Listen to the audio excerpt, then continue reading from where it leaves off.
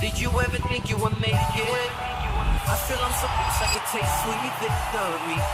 I know this life meant for me. Adam, what's your point? The future looks bright. My handshake is better than anything I ever signed. It's right here. You are a one of one. My son's right about I don't think I've ever said this before.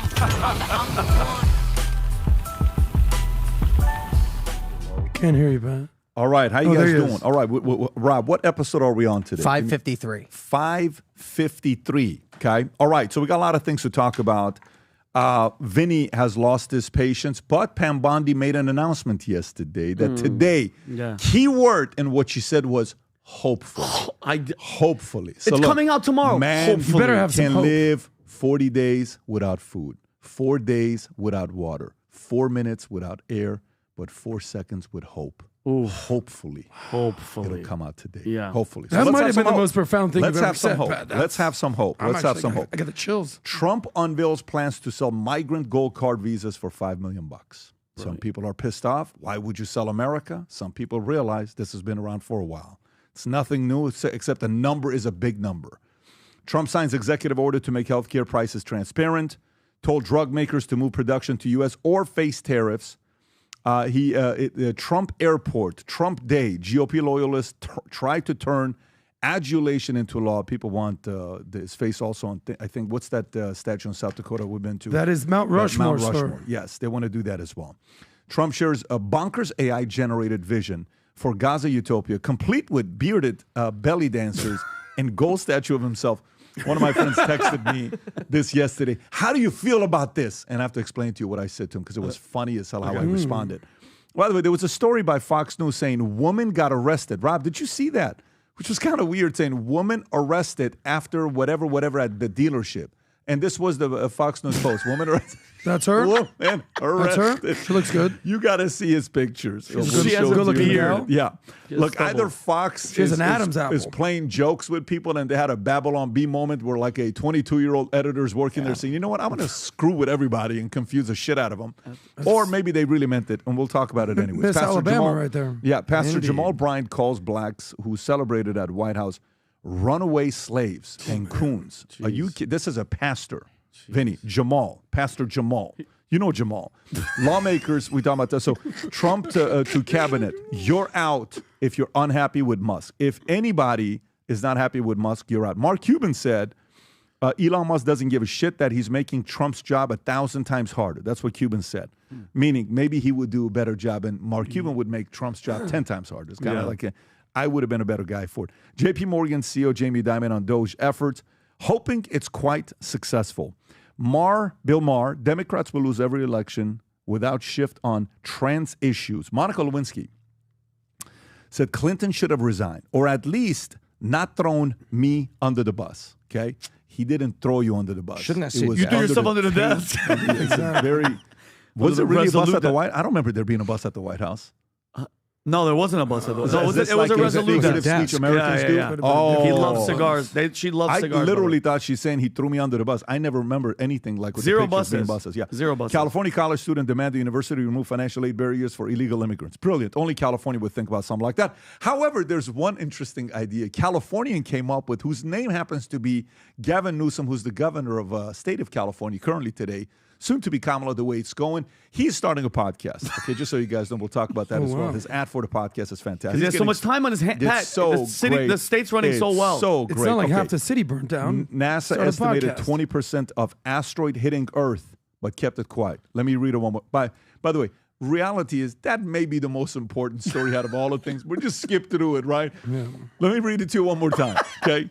NASA estimated 20% chance of an asteroid hitting Earth, but kept it quiet. You know? They don't want you to kept it panic. confidential. What would you do anyway? America's That's exactly right. wealthiest. What do you mean, what would you do? Pray. Get my shit there- together. There's a lot of things you can do. Yeah. It's a lot. You can Yeah, learn how to Vegas, surf. cocaine, You Adam. can learn how to surf if the big waves are coming. 200-foot wave. you're Yeah, surfing, that you bunker jet that Mark skis jumping Zuckerberg over. wants. Yeah, get it I've lived in deeper in Miami the my earth. whole life. I still haven't learned how to surf. I'm going to start now. America's wealthiest households, driving nearly half of consumer spending. Moody's. By the way, yesterday I was at an event in Miami with Goldman Sachs, with one of their vice chairs speaking about the economy. He gave, He gave 5 points about how he. Yeah, seriously, it's something. Good I event? can't wait to share. It was a very good. Where event. was This it? guy's a player. He was a former president of the Dallas Federal Reserve. So wow. he's somebody that's a very connected guy. We'll Did he talk work about with that. our old friend? Yes. Okay, Yes. nice. Progressive YouTuber Destiny, one of Vinny's favorite guys, accused of revenge porn. And Vinny's going to defend him. Adam's going to debate it, but it is what it is. Luigi Mangione begs fans to stop bombarding him with photos in jail. What? And he said specifically, limit him to 5 pictures, please. I've It's been too sending much. 10 at a time. Yeah. I mean, can you imagine that? That's a story by the Yes, Mirror I can. to say lower the number of messages being sent. All right. And then maybe a couple of the stories that we want to talk about. This next one is one that Adam really wants to talk about. He's got a lot of stats on this. After years of decline, Christianity's growth in the U.S. remains stable. Yeah. So have your data that you were talking about course. earlier. We'll go through that. Fantasy, AI video. I already told you that. A Texas child who was not vaccinated has died of measles, a first for the U.S. in a decade. House Doge hearing erupts over Democrat deeming Trump grifter-in-chief, referring to President Musk. And this guy happens to be a congressman out of Florida. I think he's 28 years old. We'll show him. Monica Lewinsky will go back to it. A new law ignites a wave of new Social Security benefits claim. Bezos, by the way, he said something. Bezos said something here in the interview that Tom was telling me right before we went live. I don't even want to. You have to hear what Bezos said in the interview to the guy that he wants to give the job to. What a powerful statement, Tom. You're absolutely right. Bezos orders Washington Post opinion section to embrace personal liberties and free markets. There was an or else. Okay, Ooh. There was an or else. I like it. New book to detail cover of Biden's death decline before 2024 election. Jake Tapper, and then there's millions of clips of him defending the decline by Jake Tapper. So I don't know how he's going to spin Tapper that. from CNN wrote that Jake book? Tapper wrote a book talking about Biden's decline while he was defending the decline of Biden. Yeah, it doesn't. Very weird. Yeah. Fired CBS reporter Catherine Herridge reveals photos of files on Hunter Biden, COVID origins, seized by network, attack on investigative journalism. And then there's another story here. Trump encourages Defense Secretary Pete Hegseth to fire every single general involved in botched Afghanistan withdrawal. He says, I don't want to tell you what to do with your job. But then Pete Hegseth responded, you'll see what that is. And by the way, do you have that Swalwell's clip of what happened with the guy sitting next to him, found that 90-minute recording that he shared on what he was addressing? Maybe we'll go into that as well, Rob. It's very interesting. Now, let me share with you guys what's going on here. For us, we have right now anywhere between 500 to 3,000 resumes that people post on a weekly basis that they want to work here. And after the last year of fully committing to identifying clearly how to describe the culture to new people that get hired, where we can, people can kind of watch it and see it for themselves and say, this is not a company for me to work at. We have 8 or 9 different companies to work at here at Valuetainment Line Holding. We created a 38-minute video that explains what it is to work here, who Valuetainment is for, who Valuetainment is not for, okay? For the right person, it could be the last job you'll ever have. For the wrong person, there's going to be conflicts on both sides, and we don't want that. We want to be able to find a place that we can work together for a very long time to come. Having said that, this is what we did. We created this, and a lot of our clients at BDC right now are asking for this. So it's the Valuetainment culture, okay, right here, beginning to the end, explaining everything about us, what it is to work here, how we do our meetings with our management team, how we hold each other accountable, what the culture is like. All of that is in this culture deck that we have. So there's 2 things. One, you can purchase this for $19 on the website right there that Rob is showing, this culture deck. Or anybody that places an order and you buy anything over $100, the first 100 are going to get one of these put in the box, sent to you. Again, this is for those of you that either want to find a way to work here. Maybe you're running a business and you want to find out on how to create your own culture deck when you're hiring people. This will give you ideas.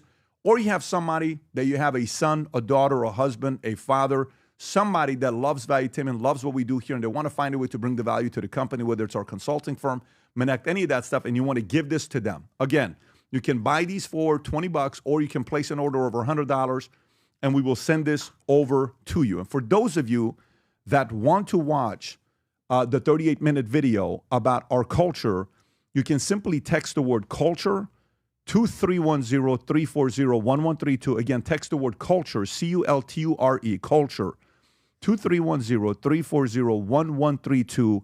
We will send you a text back with the video for you to watch on the culture of working at Valuetainment. Again, go place the order on these booklets because we have limited supply for sale. The rest we're keeping for the people that we are hiring. Thank you. Okay, so let's get into the message. The message, the first clip I want to get into, Rob, is Trump's $5 million gold card. First of all, I love this idea, okay? And there's a lot of different stories that goes with this.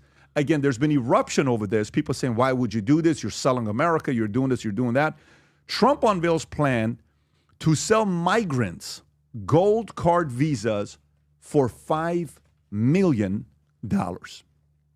Okay? And this $5 million comes up with some benefits, okay? I will let him describe it to you, and he looks back at Howard Lutnick. Rob, go ahead and play this clip, and then we'll get right into it. We're going to be doing something else that's going to be very, very good. We're going to be selling a gold card. You have a green card. This is a gold card. We're going to be putting a price on that card of about $5 million, and that's going to give you green card privileges plus. It's going to be a route to citizenship, and wealthy people will be coming into our country by buying this card. They'll be wealthy, and they'll be successful, and they'll be spending a lot of money and paying a lot of taxes and employing a lot of people. And we think it's going to be extremely successful. Never been done before, anything like this, but it's something that we're going to be putting out over the next, would you say 2 weeks, Howard? Do you want to say a couple of words about it? Sure. Mr. President, are there Wait a any minute. requirements for that Hang on a gold sec. card? Do you have to invest a certain amount of money in this country in order to qualify for that gold card? Yeah, exactly. So Go the ahead. EB-5 program was really, you lend some money, but it was full of nonsense, make-believe, and fraud, and it was a way to get a green card that was low priced. So the president said, rather than having this sort of ridiculous EB-5 program, we're going to end the EB-5 program. We're going to replace it with the Trump Gold Card, which is really a green card gold. So they'll be able to pay $5 million to the U.S. government. They'll have to go through vetting, of course. We're going to make sure they're wonderful, world-class global citizens. They can come to America. The president can give them a green card, and they can invest in America, and we can use that money to reduce our deficit. Why do we give out lotteries of green cards? Why do we give out EB-5 for green cards? The President of the United States understands that the right answer is, why don't we eliminate the deficit of the United States of America instead? The gold card, well, millions, but the gold card will bring in with it people that create jobs, very high-level people. I think companies will pay to get people in. For instance, you today graduate from the Wharton School of Finance or Harvard or Stanford or any college. You can pause it right there. Okay, we get the idea. I like that. By the way, if you look at the math, if 20 use this, it's $100 million. 200 is $1 billion. 2,000 is $10 billion. 20,000 is $100 billion. 200,000 is $1 trillion. Wow. 200,000 people. How many people from China do you think want to leave that have the $5 million? How many people from other countries do you think have the $5 million? Tens of thousands from There's a lot maybe of people more. out there. Tom, your thoughts on this? I think it's great. I think it's really great. Last year, went to Austria for a Grand Prix race, part of Bailey's 18th birthday and graduating high school. We had a celebration over there, and I met two team owners. And it was kind of interesting before this even came up, that very much wanted dual citizenship in the U.S. and made a comment about that. Where do you live? I live in Dallas, and I live down here. Oh, that's really great. And so I spoke to two, and it's very interesting. So there's people, I think, everywhere. And this is before I even heard about this, but there is they call it latent demand, when there's demand for a product or something, and people are using an alternative. And I think you're going to see a ton of people that respond to this. And when you take a look on college campuses, you see a lot of children from very wealthy parts of the world coming to our universities. And by the way, I believe it's Johns Hopkins has a special, the hospital. It has a special floor with security for foreign nationals. So they're coming here to educate their kids. They're coming here to get top flight health care. And so now you can come here and have a second home and invest in businesses and pay taxes here. I think it's a good thing. I think it's a very good thing. By the way, so for those that have lost their shit, Rob, can you do me a favor? Just go to ChatGPT, okay?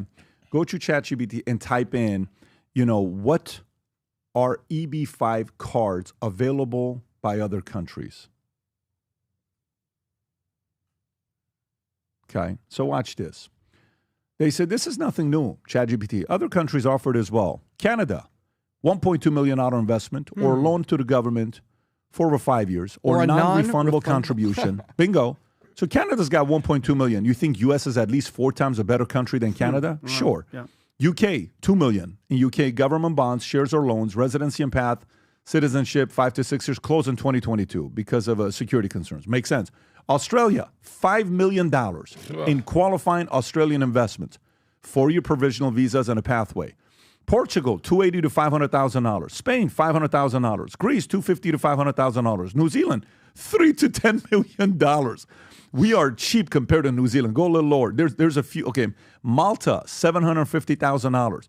St. Kitts and Nevis, $250,000 or $400,000 in real estate. Dominica, $100,000 to $200,000. Turkey, you want to go to Turkey with Erdogan? $400,000. UAE, $2 million or AED money, which is $545. The point here is, this is the way they started spinning it. Oh my God, he's doing this, he's doing that, all this other stuff that he's doing. Yeah, I think it's actually a low ticket item that they're doing it at. There's a lot of people that want to come to a place like this.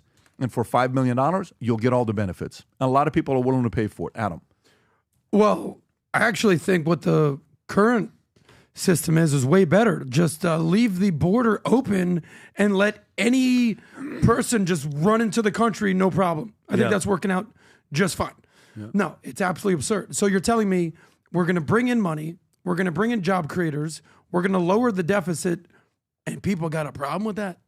I mean, you've told the story before about how you went to Panama and they were offering citizenship for like $300,000 or something like that. Yep. Cheap. Canada, what is it? $2 million bucks. New Zealand, 3 to 10 million. UK, 5 million, whatever it is. To get citizenship from the United States, if you get 200 people around the world, 200,000. I'm just saying 200 people. Yeah. At 5 million, that's $1 billion. That's insane. What wild. Trump is doing is just getting creative to deal with this $37 trillion in debt. And I think Doge's expectations is what they're trying to do is, I think, $2 trillion. So if you're telling me we can get $2 trillion here, a couple billion here, all right, U.S. aid, we're going to stop doing gay plays in Guatemala, whatever it is, let's figure out a way to lower the deficit. How many people did they give payouts to leave the federal government? I think 70,000 people. That's it. Payout, leave, you're done. They fired another 20,000. We're broke, and Trump's getting creative on how to get our money back. I think it's brilliant. Vinny. I just think, well, if it's just Trump, guys. If Trump walked on water, you know what the left would say? Oh, he couldn't swim. And I just want to. It's unbelievable. That's exactly what they would say. No, it's pretty good. If you think about it, because it's just Tommy. It's just insanity, and that this brain. The TDS, and it's absolutely real. We are winning so hard, Tom. I don't think that they could handle it, which I think is a great idea. You don't think there's 200,000 people around the world that would love to do it? But I just want to give a quick shout out. Tom was sick yesterday, right? Dying. And look at Tom right now. I just want you guys to know he didn't recover from his cold, Pat. The cold recovered from him. Wow. That's how gangster and hardcore Tom is. That cold is finished. Tom Norris in the house. Missed that. Tom Norris in the house. Give it to me. I don't care if I get sick. Anyways, Tom, for those of you guys that connected him to give him love, he'll get back to you here soon because it was a lot of them. All right, let's get to the next story. Boy, you didn't weigh in. My weigh in is I love it. I'm excited about it. I don't think it's that big of a deal. I don't know what the number's going to be. I don't know how many people are going to want to pay for it. I can tell you thousands of people in China are trying to get the hell out, is what they're trying to do, okay? Thousands are trying to get the hell out. Now, the challenge with China's problem is when people want to get out, they can't get their money exactly. out. How do you get your money out? So you may be a billionaire in China, but you're only a billionaire in China. You're not a billionaire anywhere else. Other people have tried to get out of it, and the last time we heard about them was 3 years ago. And you know who I'm talking about. The invisible Jack Ma. When's the last time you heard about Jack Ma talking? All he made is a comment on stage about what's going on there. And the guy's the greatest hide and go seek champion in the last 3 years. We can't find the guy right, where he's at. Well, even in Miami and South Florida, real quick, if you go to Sunny Isles, where I basically grew up, it's all Russian. It's all Russian. Basically, the Russians took their rubles. They got out of there. If you go to Doral, it's all Venezuelan. If you go to Coral Gables, it's all Cuban. Basically, any rich people is like, I got to get out of this freaking country. Yep. And they've done that. So, what do you think the number's going to be, though? Or does it even matter? What do you think the number's going to be? You think the number's going to be 200? I don't even think it matters as long as you're bringing in how many income. people, Rob, can you run a poll? How many people you think are around the world, 8 billion people, let's say, take the 0.1% that can afford to do something like this. 8 billion, 1%, 10% is what? 800 million, 1% is 80 million, 0.1% is 8 million. If we go to 0.01%, it's 800,000. Of the 800,000 that can afford it, would a quarter of them be willing to do this? Do they want to leave their country at 200? I don't know. I don't know if they need to do it because here's the thing. Right. The people that can afford to do this can afford to come here legally. The people that can afford to do this. Yeah. Do you understand what I'm saying? Like the people that have $5 million, guess what? You probably want them to come over here as a guest. Of course. You probably want them to come over here. So I don't know if they're going to need this. I don't know how you set this up. When I was playing poker in Panama, many, many years ago with a senator and a couple other guys, they were describing to me that a lot of people are moving here from Dallas, from Chicago, from this. Guys are sitting around the time like, where are you from, Dallas? Oh, really? So what brought you here? No, I live here. How long you been here? 6 years. Why? All you have to do is bring whatever it was at the time, $300,000 to $500,000. Seriously? Yeah. What do you love about it here? Unemployment is 2.3%. They leave you alone. It's a nice place. Good hard rock. Over here, you can go do this. You can go do that. I'm saying, seriously? Yeah. All right. How about yourself? I'm from Chicago. Why'd you come here? Same exact reason. What kind of business you run? Like, if these guys are gaining these types of people, are there 200,000 people that we can gain at $5 million? I don't know. No. I'm actually curious what that number is going to be. What does it say? 1,000, 200,000? A million plus? I don't know if I agree with a million plus. I think that's the range, by the way. I think the range is that 1,000 range-ish. I'd actually love to know within 12 months of introducing this program how many people took advantage of it, right? It's like having the black card at $5 million bucks, okay? Now, if he would have said $5 million as a gold card plus a membership to Mar-a-Lago. Oh, that would have been a whole different situation. And to the boardroom. That would have been the way to piss off half the world. Oh, my God. And he would have done it this way. I didn't want to do it. I talked to my team, but Howard, he's a very good salesman. He convinced me, and I said, yes, this makes sense. So I decided as a noble cause, talk to Don, talk to Eric, talk to the kids. We're adding a Mar-a-Lago membership. My God. People would have lost their mind. Flip. How come I can't get a membership over there? Screw these guys, right? Anyways, all right. So let's go to the next story here on what we have going on with this. Lawmakers pressure Bondi to release Epstein's client list. He's on Jesse Waters, okay? Jesse is sitting down asking her the question that a lot of people want to be asked, and he actually does a great job. And here's the way Pam Bondi responds. Go for it. You said last week that you have the Epstein files on your desk. When can we see them, and what's taking so long to release them? I do. Jesse, there are well over, this will make you sick, 200 victims. 200. So we have, over 250 actually. So we have to make sure that their identity is protected and their personal information. But other than that, I think tomorrow, the personal information of victims. Other than that, I think tomorrow, Jesse, breaking news right now, you're going to see some Epstein information being released by my office. Hopefully. What kind? Are we going to see who was on the flights? Are we going to see any evidence from what he recorded? Because he had all of his homes wired with recording devices. Yeah. What you're going to see, hopefully tomorrow, is a lot of flight logs, a lot of names, a lot of information. But it's pretty sick what that man did. Okay. Well, along with his co-defendant. Absolutely. And he had help. That's for sure. He sure did. The co-defendant is Ghislaine Maxwell. What's that? My humble opinion. Let me, because I want to hear myself a little bit louder because I can't. If you're just a body language reading person, guys, do you believe remember the vigor of how she was like, we're gonna get everybody. kind of seems a little bit downplayed right now. Like this list has been sitting there. By the way, I don't want to know the victims' names. I don't want to see any of the victims. I want the names of the people that flew to that pedophile island.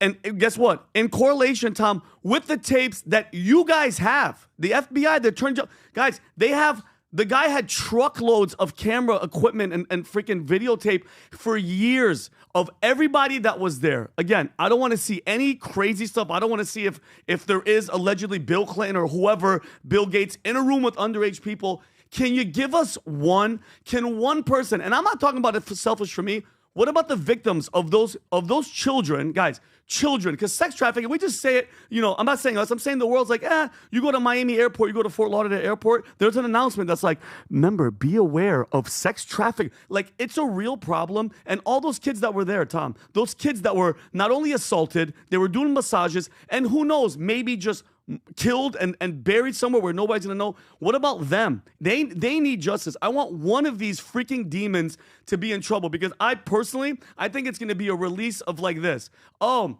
so-and-so was on the plane and they went there. Okay, and what? I want to know who did what and who was in trouble, because we deserve one person to go to jail. Ghislaine Maxwell is rotting in prison for 20 years. What about the girls that she was pimping out? Where are the customers? If Tom's a kingpin drug dealer and we arrest Tom, where are all the clients? Who'd you sell the drugs to? You know what I mean? Tom, where are those who'd you people, sell it to, Tom? So I think Tom, Pat, from what the attitude was, and Kash Patel said day 1, I just retweeted it again today. Today's day 4. No names, no nothing. I was going to be released day 1. We deserve it. The victims deserve it.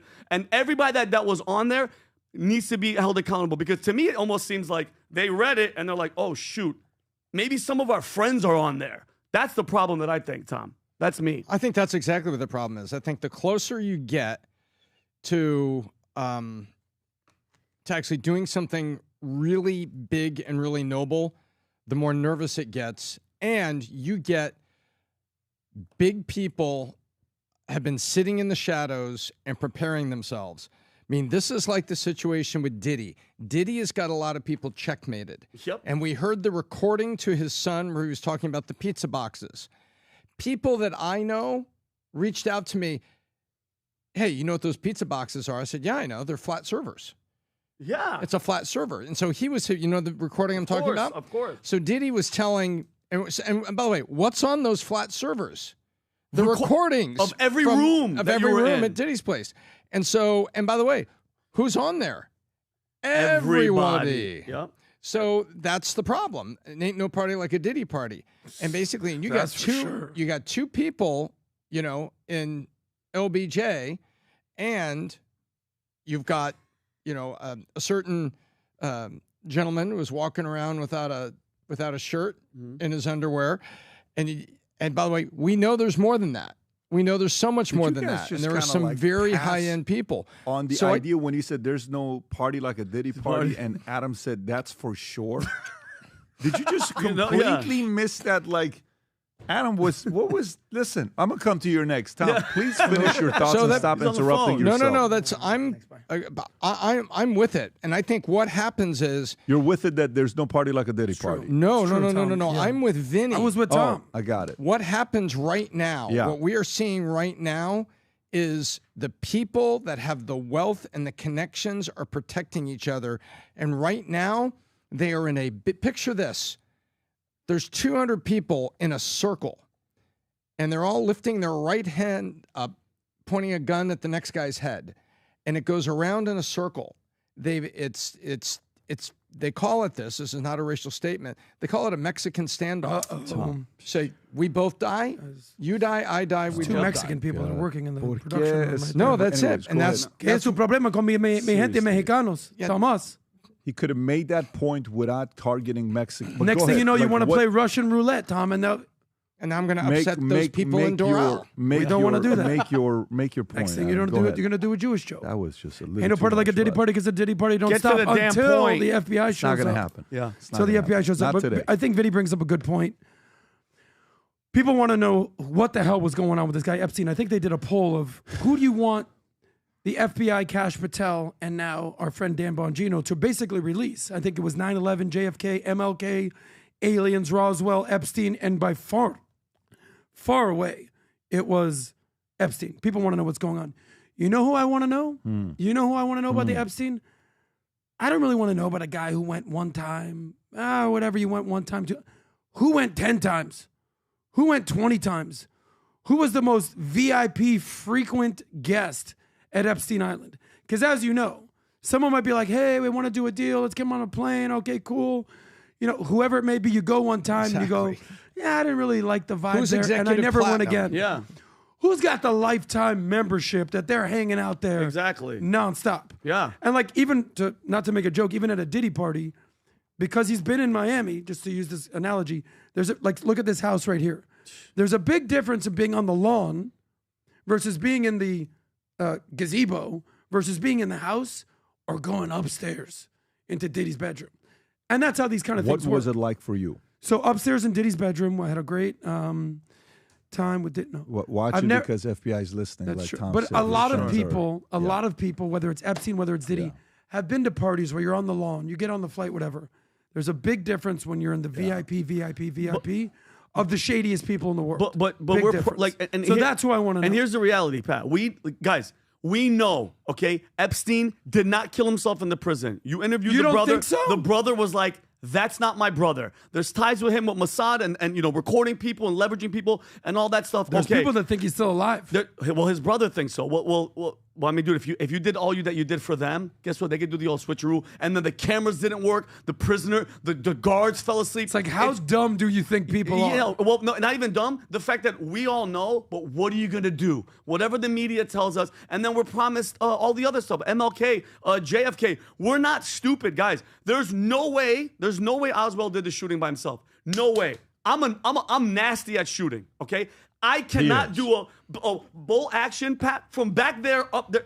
There's no way you could. On a clunky Italian single shot rifle. That's my boy right there.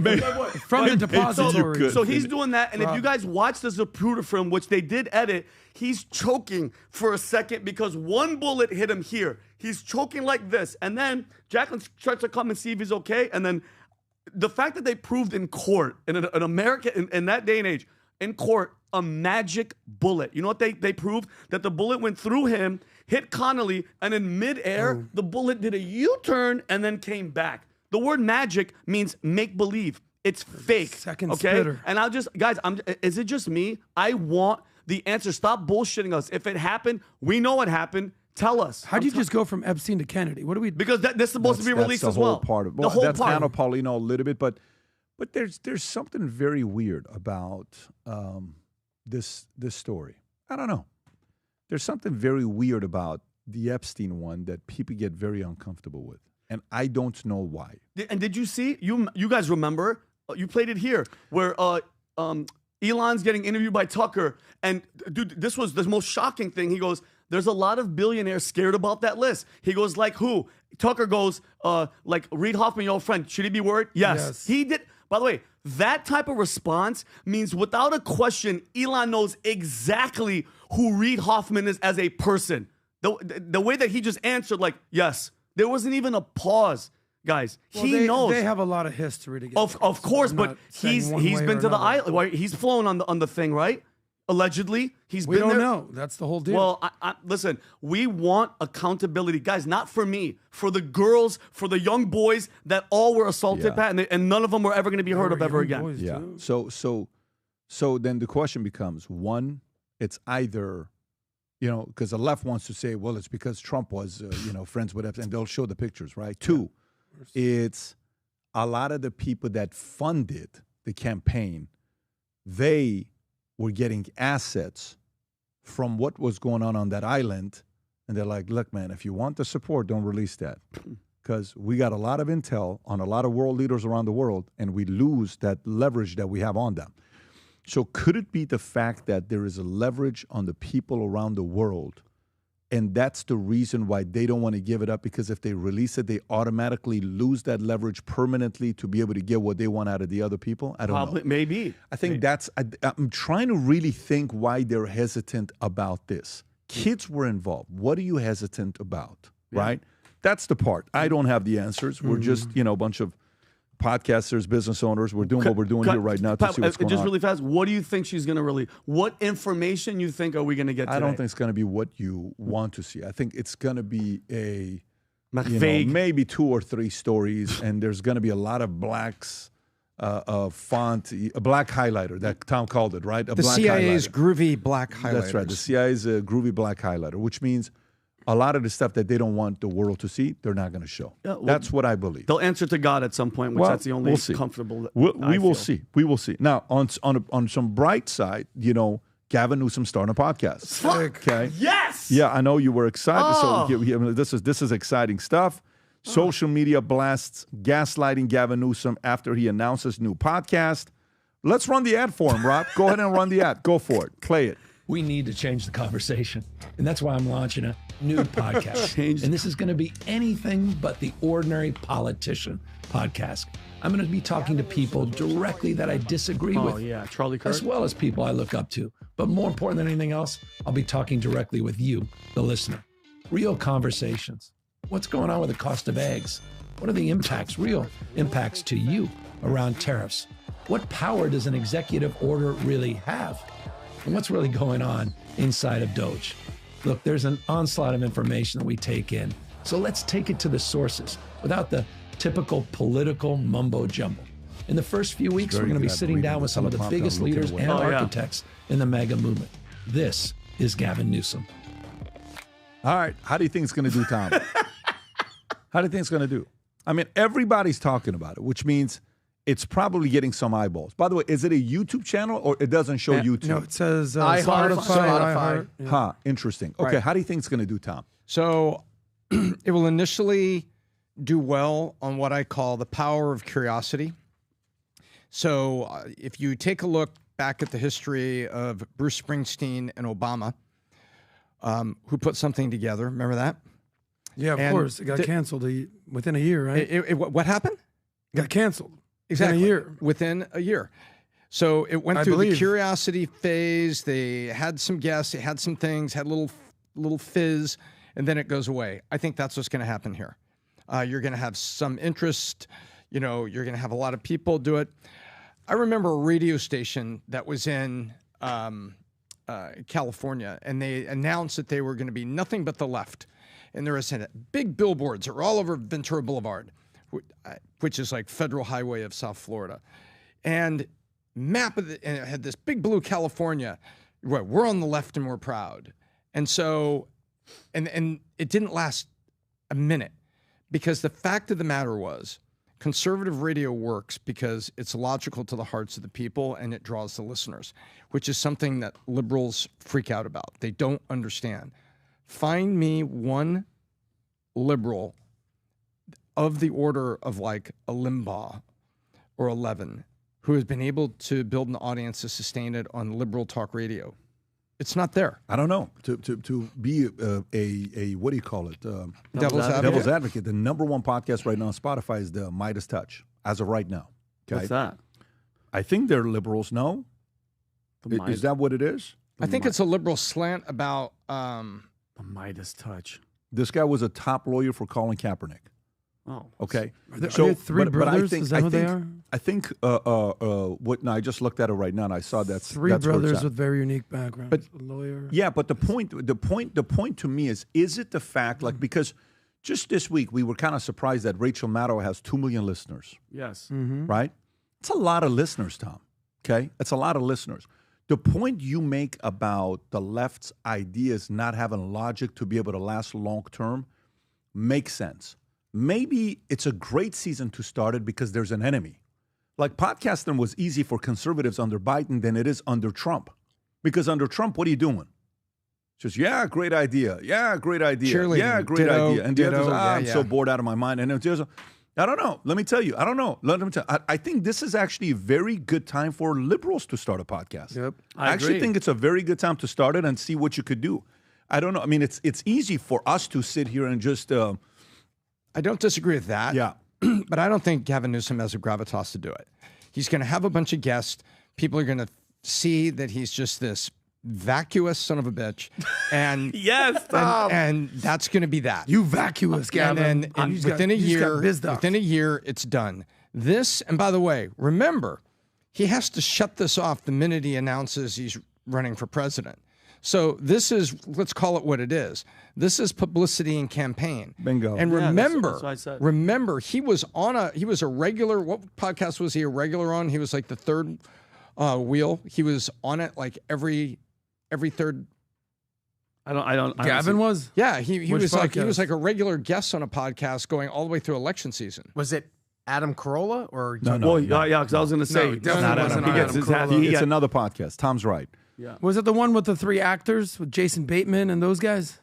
I really don't know. I don't. Vinny, what do you think about this? Well, first of all, the fact, the gall, the audacity for him to start a podcast when Adam nailed it. Your state is still smoking from the freaking $250 billion damage, almost 1,700 structures burned to the ground, lives lost. You're already talking about building back and low-income housing and, doing his little worm snake dance, talking to Shapiro from Hawaii and how they're going to get land grabs and all that shit. And then $24 billion wasted on homeless, highest taxes, lets everybody vote, no ID, all this shit, high-speed rail, $14 billion.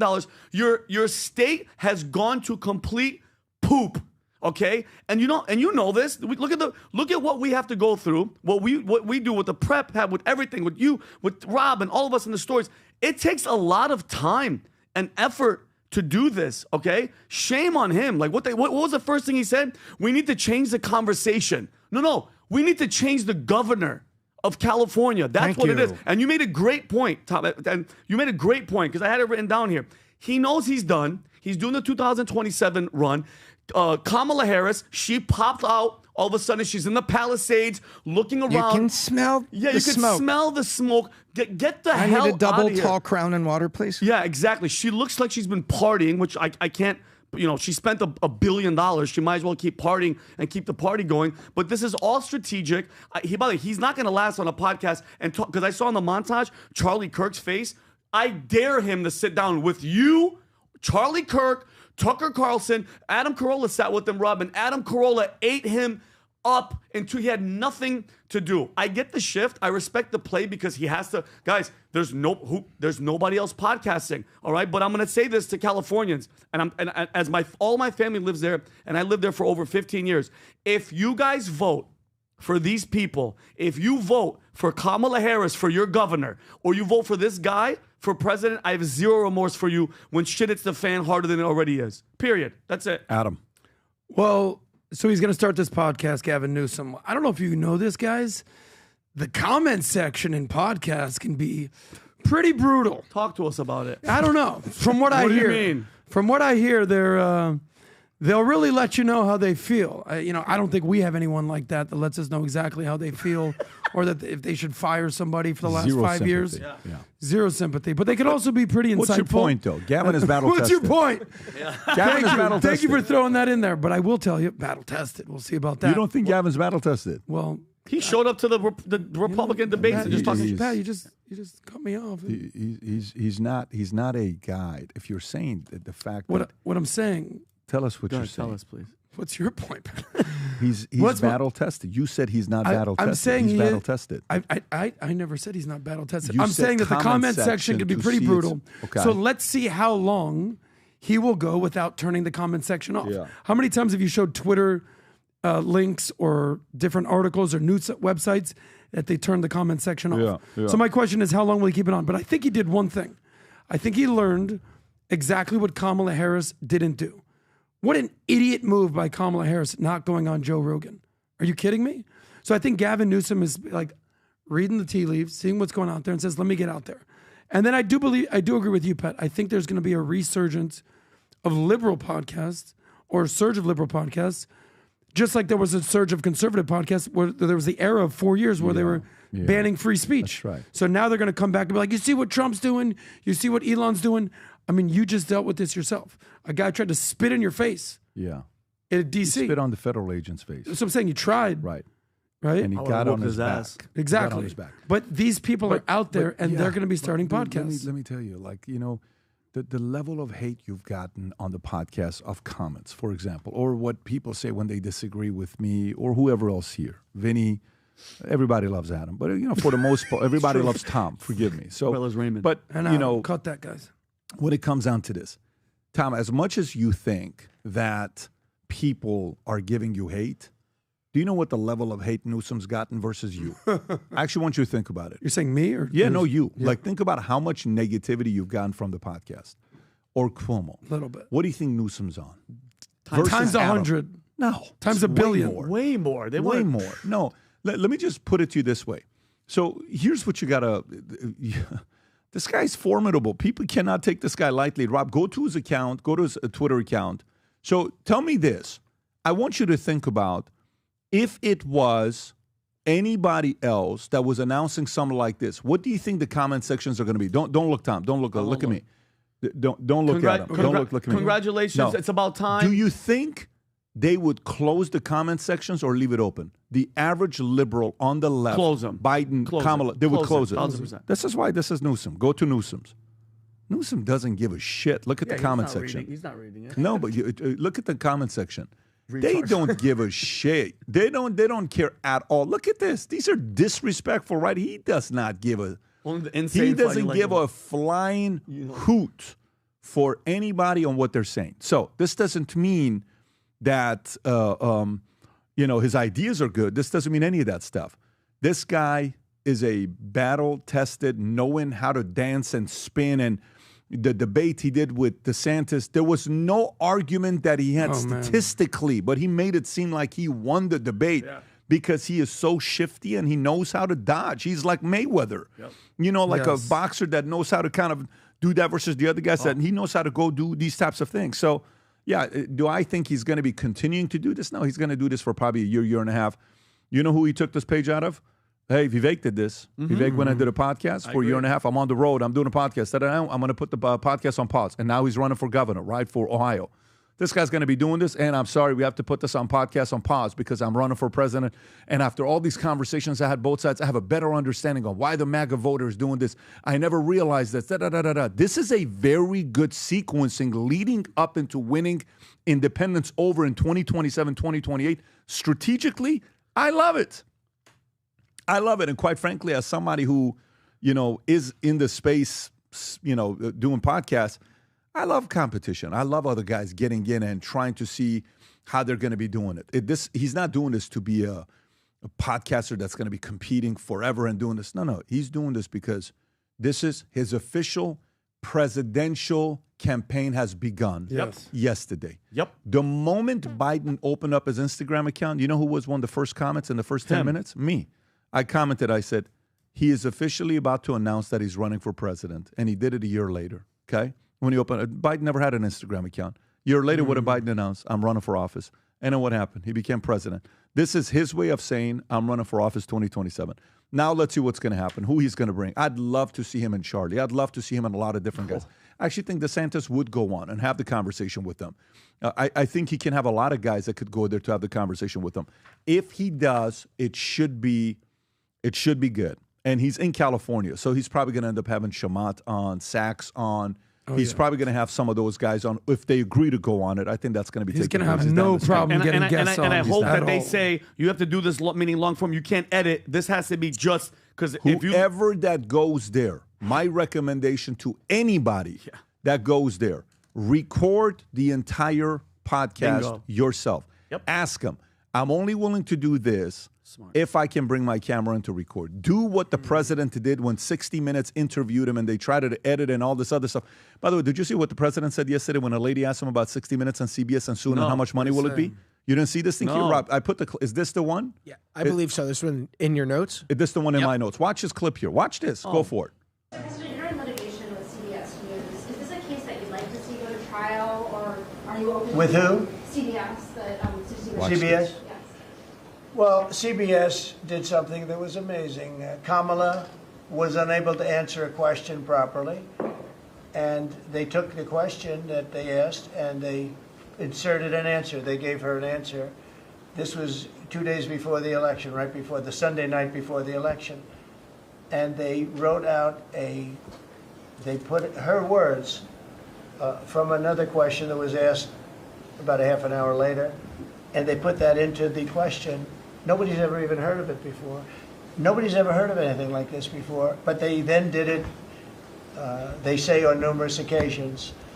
And the FCC is looking at it very strongly, and everybody's looking at it, but nobody's ever seen anything. Think of it, they took her answers and they changed them. And I don't mean they changed a word or two, or they cut off a half a sentence, or they cut off a couple of words.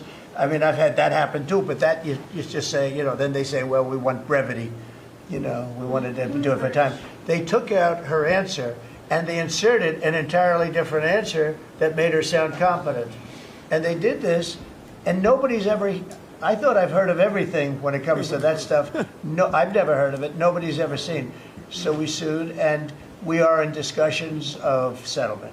What would the number be? What's the number that you would? I think it's a lot.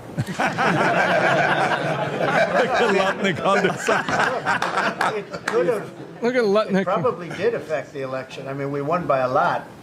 As I said, too big to rig. But it probably did affect the election. Probably could have won by more, but I could have lost the election because of that. Well, yeah, but so guess what? Just That's like the point. The Twitter files. Whoever that goes and interviews with them, bring a cameraman. I'll do it as long as you let me record it, so we can't let you Good advice. edit or do any of the other stuff that some people in the past are doing. And if you don't do it, respect to you. If you do, at least we have the message here as well. And by the way, President Trump was asked about this whole conversation with Elon Musk. Trump message to the cabinet, Rob. I think there's a short clip. It's like 7 seconds. If you do have it, where when they ask him, hey, is this it, Rob? This one's 30, but it's the shortest one. Go for it. This is what he had to say to the people that are not happy with Musk. Go for it. Let the cabinet speak just for a second. Yeah, exactly. Is anybody unhappy with Elon? If you are, well, throw him out of here. Throw him out of here. Is anybody unhappy? Very interesting seeing this cabinet right here. He's being funny. Look at this cabinet. Look at these beautiful people. We got Marco Rubio. We got my boy Doug. RFK, somehow tanner than ever. What do you think about that? I love it. But I will. You got Pete Hegseth right there. What do you think about the fact that if you don't like him, throw him out? I think it was jokingly sarcastic. It was sarcastic. And he was smiling. He's just they're just trying to use anything bad to try to make it like just. And now you make a great point. Look at how dope that freaking cabinet meeting. We go looks, back bro. to that picture. RFK, Rubio, Lutnick. Dude, what a like that. It's very interesting who gets to sit where. There must be some protocol. That's Vince McMahon's wife to the left, if I'm not mistaken. That is Linda. Yeah, is that's that Linda. really? Yeah, that's What is she doing? That's the ultimate warrior to the left of her, just Who ready is to. that? Is that the Bushwick Undertaker. She is the Secretary of Education, I believe. Yeah, I think she took Betsy DeVos's job. Really? Oh, and wow. he said, make sure to replace your job. That's when he said, Look at I hope Tulsi. you fire yourself. Oh, Look really? at Tulsi Yeah, I in hope the you fire red yourself. back there. And our girl Kelly Tulsi. Loeffler, SBA, Great right next to picture. Tulsi. These are historic, days, moments. These will be moments that you'll be watching in movies come 20 years from now when you take your kids and you're sitting there watching saying, Daddy went through these seasons live when this was taking place. And the two, but I think about it for just in a seating arrangement, the two closest seats to the President of the United States are Mark Rubio, and what's his job title? He's the Secretary of State. Secretary of State, Vincent. and Pete Hegseth. Secretary of Hair Gel. Of Hair Gel and Defense. And Defense. Studness. Duffy is right there as well. Yeah, you got look at Duffy that. right That's- there. You had Who's that, Pat? RFK. You got Duffy. Oh, to and the who's Pat? left of, CIA? Lutnick. CIA? Ratcliffe. Ratcliffe. Yeah. Yep. So anyway, where's Kash Patel? well, let me go to a different story of maybe that's kind of something that happened many years ago here. So Monica Lewinsky, Clinton should have resigned, or at least not thrown me under the bus. So there's now speculation that she was thrown under the bus, and we don't know the facts behind this. Some are saying that is a figurative speech, but go play this clip, Rob. Go for it. When you look back, once the news broke and how everything was handled by media and the White House, how do you think it should have been handled? Have you thought about that? Oh my gosh. Oh my God. I think that he should have said, I'm like now thinking this through. I don't think I've answered this question before. But good question. I haven't been asked that before. Get it out of your mouth. Not in. I think that the right way to handle a situation like that would have been to probably say it was, nobody's business and to resign, or to find a way. to find a way God. of staying in office that was young girl, go ahead. not lying and not throwing a young person who is just starting out in the world under the bus. And at the same time, I'm hearing myself say that, and it's like, okay, but we're also talking about the most powerful office in the world. Is she wait, I'm so confused. No, and she says, as a young girl, they should have been as a young girl who is innocent, who is just an intern, as a young girl. She was 22 at the time. Yeah, 22.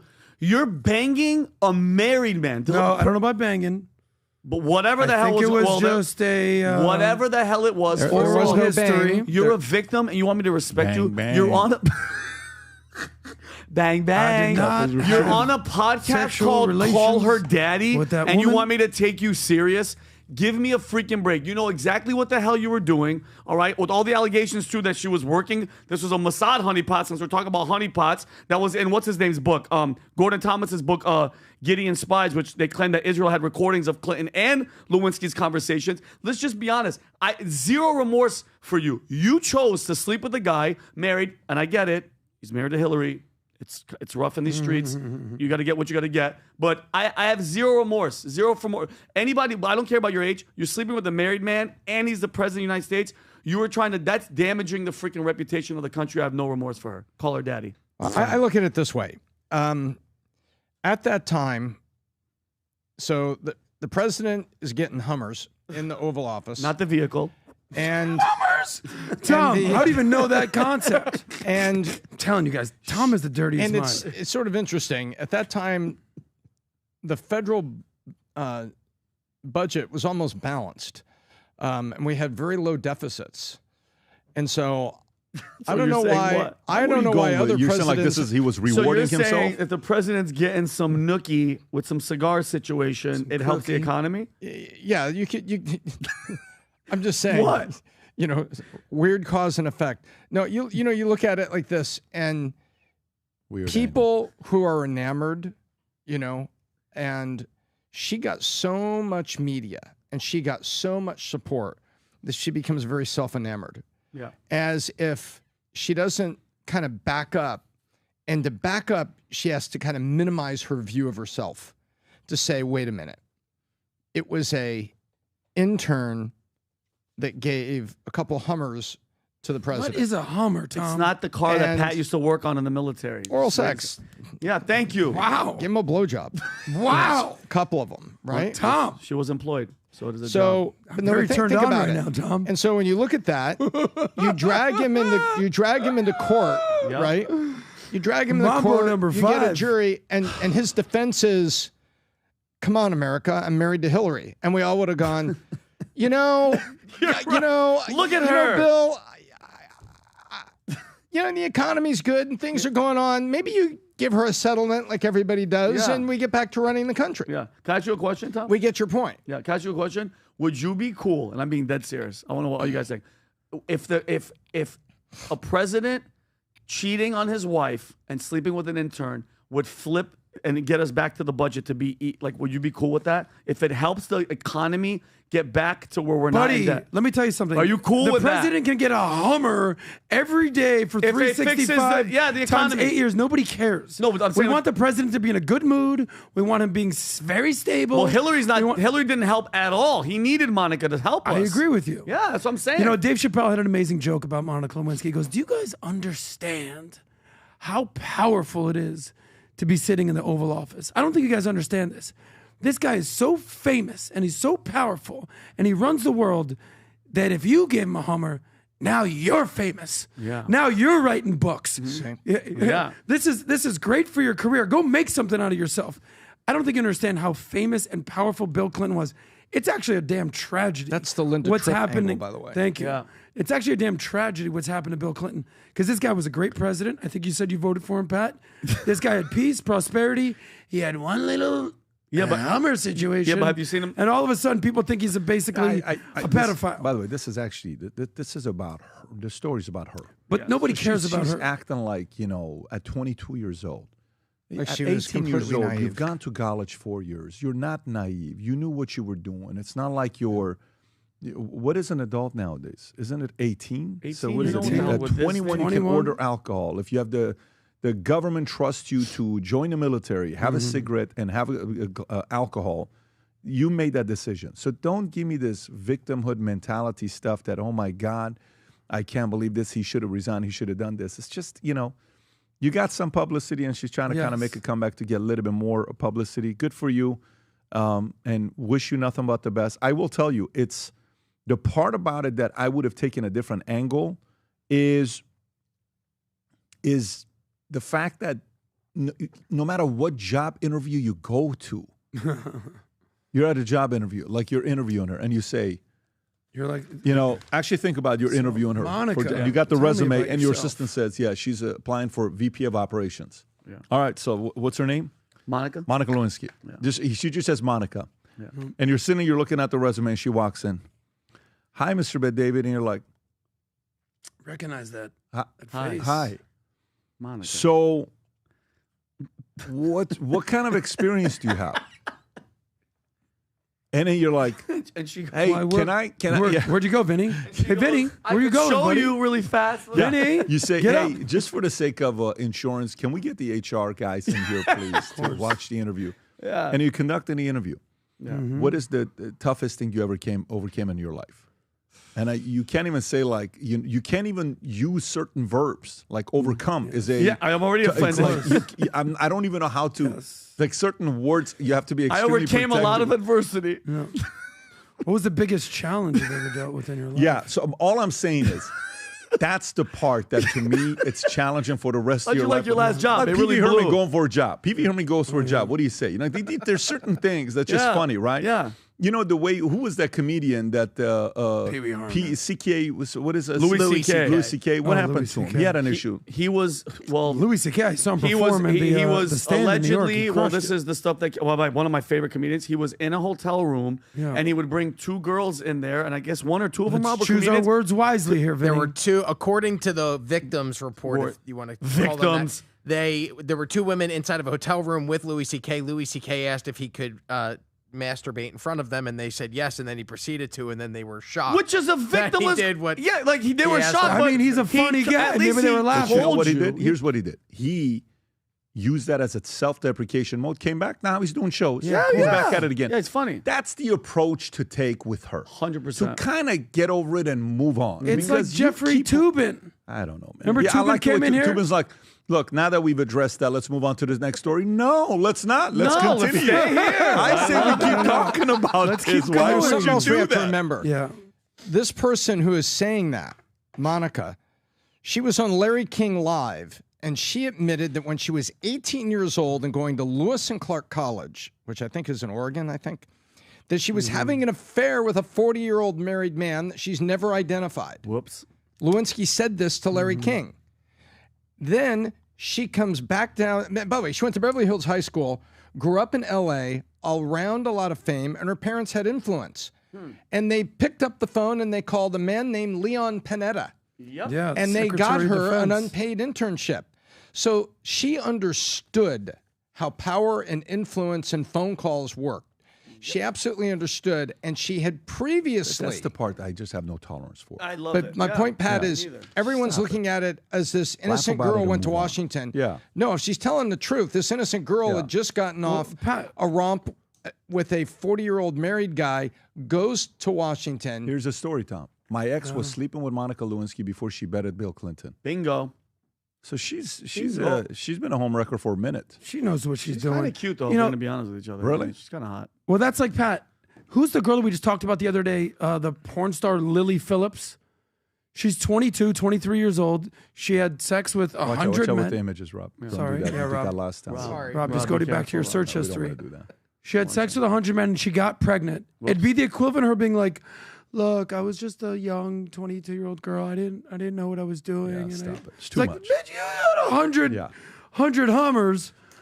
Look, this is why parents matter. This is why the way you yesterday had a great meeting with the JA Junior Achievement, the local people here, and they got millions of members and 80,000 local to South Florida sitting there thinking about what values and principles you're bringing. And the flaw of it all is that sometimes parents are not as involved to have these types of conversations. I had a very, very interesting conversation with the boys after I read this book, Aggressive Girls, Clueless Boys. It says 7 questions you should ask your daughters. I had this conversation with my 2 boys last week, and they're both very uncomfortable. Like, Dad, are we really having this conversation? Yes. This is very awkward. Sit down. I can see them. And I'm asking them questions, Vinny. Yeah. Tico and Dylan. Dad, I don't know. I don't want to talk. We're talking about it right now. Yeah. Because back in the days, we would flirt with girls. Now the girls are the aggressive ones coming after you, and you have to be ready for it. Not that it hasn't been for centuries, but now, due to the feminist movement and all this stuff, they're the aggressive ones coming. So you have to understand what's going on there. So parents need to be involved for these things to be caught up. And then later on, if they turn 18 years old and they choose to live a life like this and they want to be the Monicas and do that, look, that's their choice. So every time Trump asked, they asked Trump about his kids, he says, well, so far they've done good, but let's see. So far they've done good, but let's see. Why? Because the kids can still screw up. They're their own individual people. They're going to make mistakes. We make mistakes. They make mistakes. Some of the mistakes are public. If that wasn't Bill Clinton and it was a manager at Starbucks, none of us would have known about it. It just happens to be that the guy that she, pleasured was what? The president. The world's going to know about it, and they're going to write about it. So he got impeached over it. Well, not necessarily. He did, but it wasn't like an impeach. It was exactly like Trump. Yeah, that's exactly what it was. Get convicted. So let me go to another one of these stories of flip-flopping that just kind of confuses the hell out. I'd love to have this guy on and talk about it. New book to detail cover-up of Biden's health decline before 2024 election. This is Jake Tapper, okay? Jake Tapper is coming out with a book. And his new book called Original Sin, there was a movie named Original Sin with Angelina Jolie. I don't know if you've seen it with Antonio Banderas. It's actually a pretty good movie. Very good movie. Original Sin, President Biden's decline, its cover-up, and his disastrous choice to run again. By Jake Tapper, an Axios reporter, Alex Thompson, set to release May 20th, 2025 by Penguin Press, promises to expose a top-level cover-up of Joe Biden's health decline before 2024 election.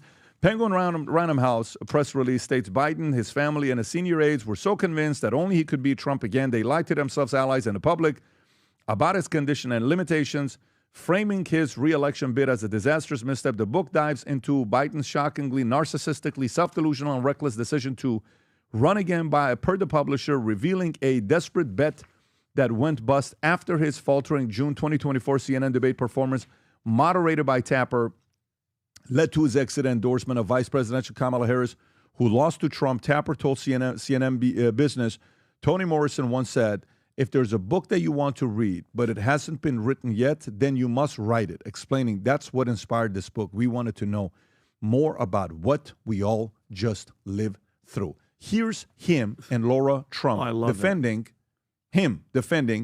President Biden. Watch this. I think it makes little kids with stutters feel when they see you make a comment like that? First and foremost, I had no idea that Joe Biden ever suffered from a stutter. I think what we see on stage with Joe Biden, Jake, is very clearly a cognitive decline. Okay. That's what I'm referring to. It makes me uncomfortable You are to watch somebody on stage it's so amazing. It's so amazing to me that try and figure out an answer. A cognitive decline. Well, when you're trying to tell me that what I was suggesting was I think that you were mocking his stutter.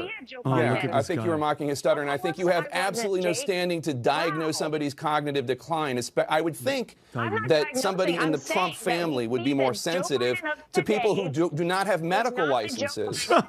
Diagnosing politicians from afar. Plenty of people have diagnosed your father from afar, and I'm sure it offends you. Your father-in-law from afar. I'm sure it offends you. You don't have any standing to say. I'm not diagnosing him. What I'm saying, Jake, you just talked is about that a cognitive we can decline. See that Joe Biden I have one last struggling question for you, Laura. You can't times on stage, and it's very concerning to a lot of people that this can be the leader of the free world. Okay. Well, it says Trump, Pence in the back. Okay, so sorry for Joe Trump, Biden. Pence? I appreciate it. I'm sure. It says Trump, Pence in the back. So this is a long time. That's a long time ago. Okay. Obviously, legacy media is dying, and nobody's giving it CPR. It's almost gone. He is one of the biggest lying leftists. He has his moments where we all, just like Bill Maher, we go, oh, maybe there's no. He's self-righteous. He's smug. That type of attitude, and the fact that he wrote a book about covering up Biden's decline when he was part of it is like Hillary Clinton writing a book called Mysterious Suicides, The Shocking Truth About People Who Knew Too Much. That's what he's doing. It's complete BS, and now it's all coming to pass. And by the way, that's what I love about the internet. These videos, the moment this book came out, that clip comes out. He's been doing it for a while, and that's why CNN and all these people are going bye-bye, period. Tom. You know, it's very interesting. Jake Tapper is currently in the hurricane that is CNN. Last year, he signed a 3-year extension for $20 million. So that's, almost $7 million a year. He wanted 5 years for 50. They said, not going to happen. Budgets being budgets. And that was not a raise over his previous salary, and he was very upset because he thought he deserved a raise over his previous salary of all the stuff he had done through the primaries. And it just goes to show you, the expiration date on these folks' careers is coming, because you can't continue to roll this way and then be exposed for just outright historical hypocrisy in the name of a paycheck, which is what we're seeing here. And so the buyer of CNN gets a benefit of the anchor, Caitlin Collins, not having like a thunder contract. You know what I mean? Like, she's still playing her rookie contract. So they're going to get 3-4 years of her and, you know, at price A before she says, you know, I want the big contract. And Jake is caught here. He's out doing this. And I actually think it's hubris. It's absolute hubris with a dial turned to 10. You know, that you could actually do what you did for all those years and then write a book about it, and you're actually pointing a finger back at yourself. And to me, that's what's shocking about it. Adam. I'm actually going to defend Jake Tapper here partially. Partially because I didn't know think he was it's Jewish. Is he? Is he? I don't know. Explain that joke, Tom. I just... No, Tom, go ahead. Is he? Yeah. I don't believe he is. His parents are Jewish. Oh, okay. Well, there you go. So what does that have to do with? Tom, what does that have to do with? Adam, you can continue. No, I'm trying to understand the joke. Go ahead. I know a lot of things are hard for you to understand. Just continue. Go for it. I'll stop. I'll pause. I appreciated the joke. What do you mean? What's your point? This is going to be the longest awkward moment. Just go. I love Say that. your point. I love that. Adam, go ahead. I love it too. I'm just trying to understand the joke.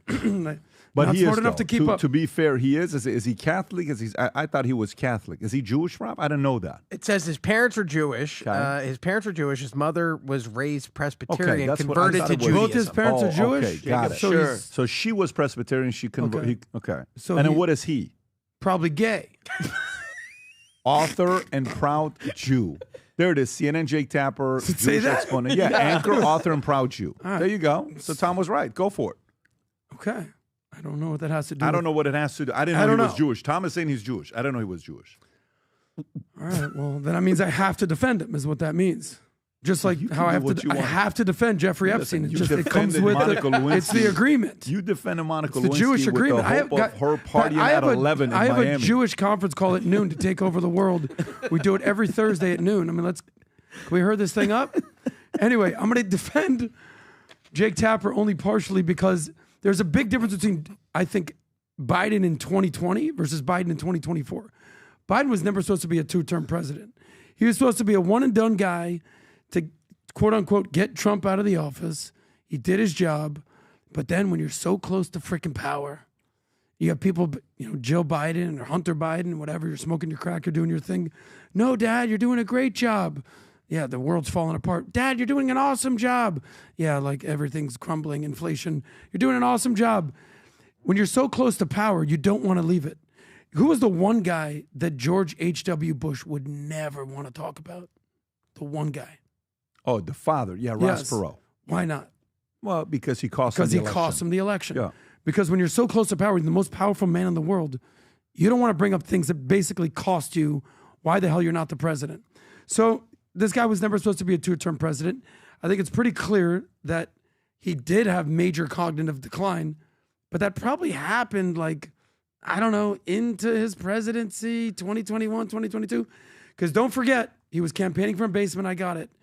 But just juxtapose the actual debates in 2020 versus 2024.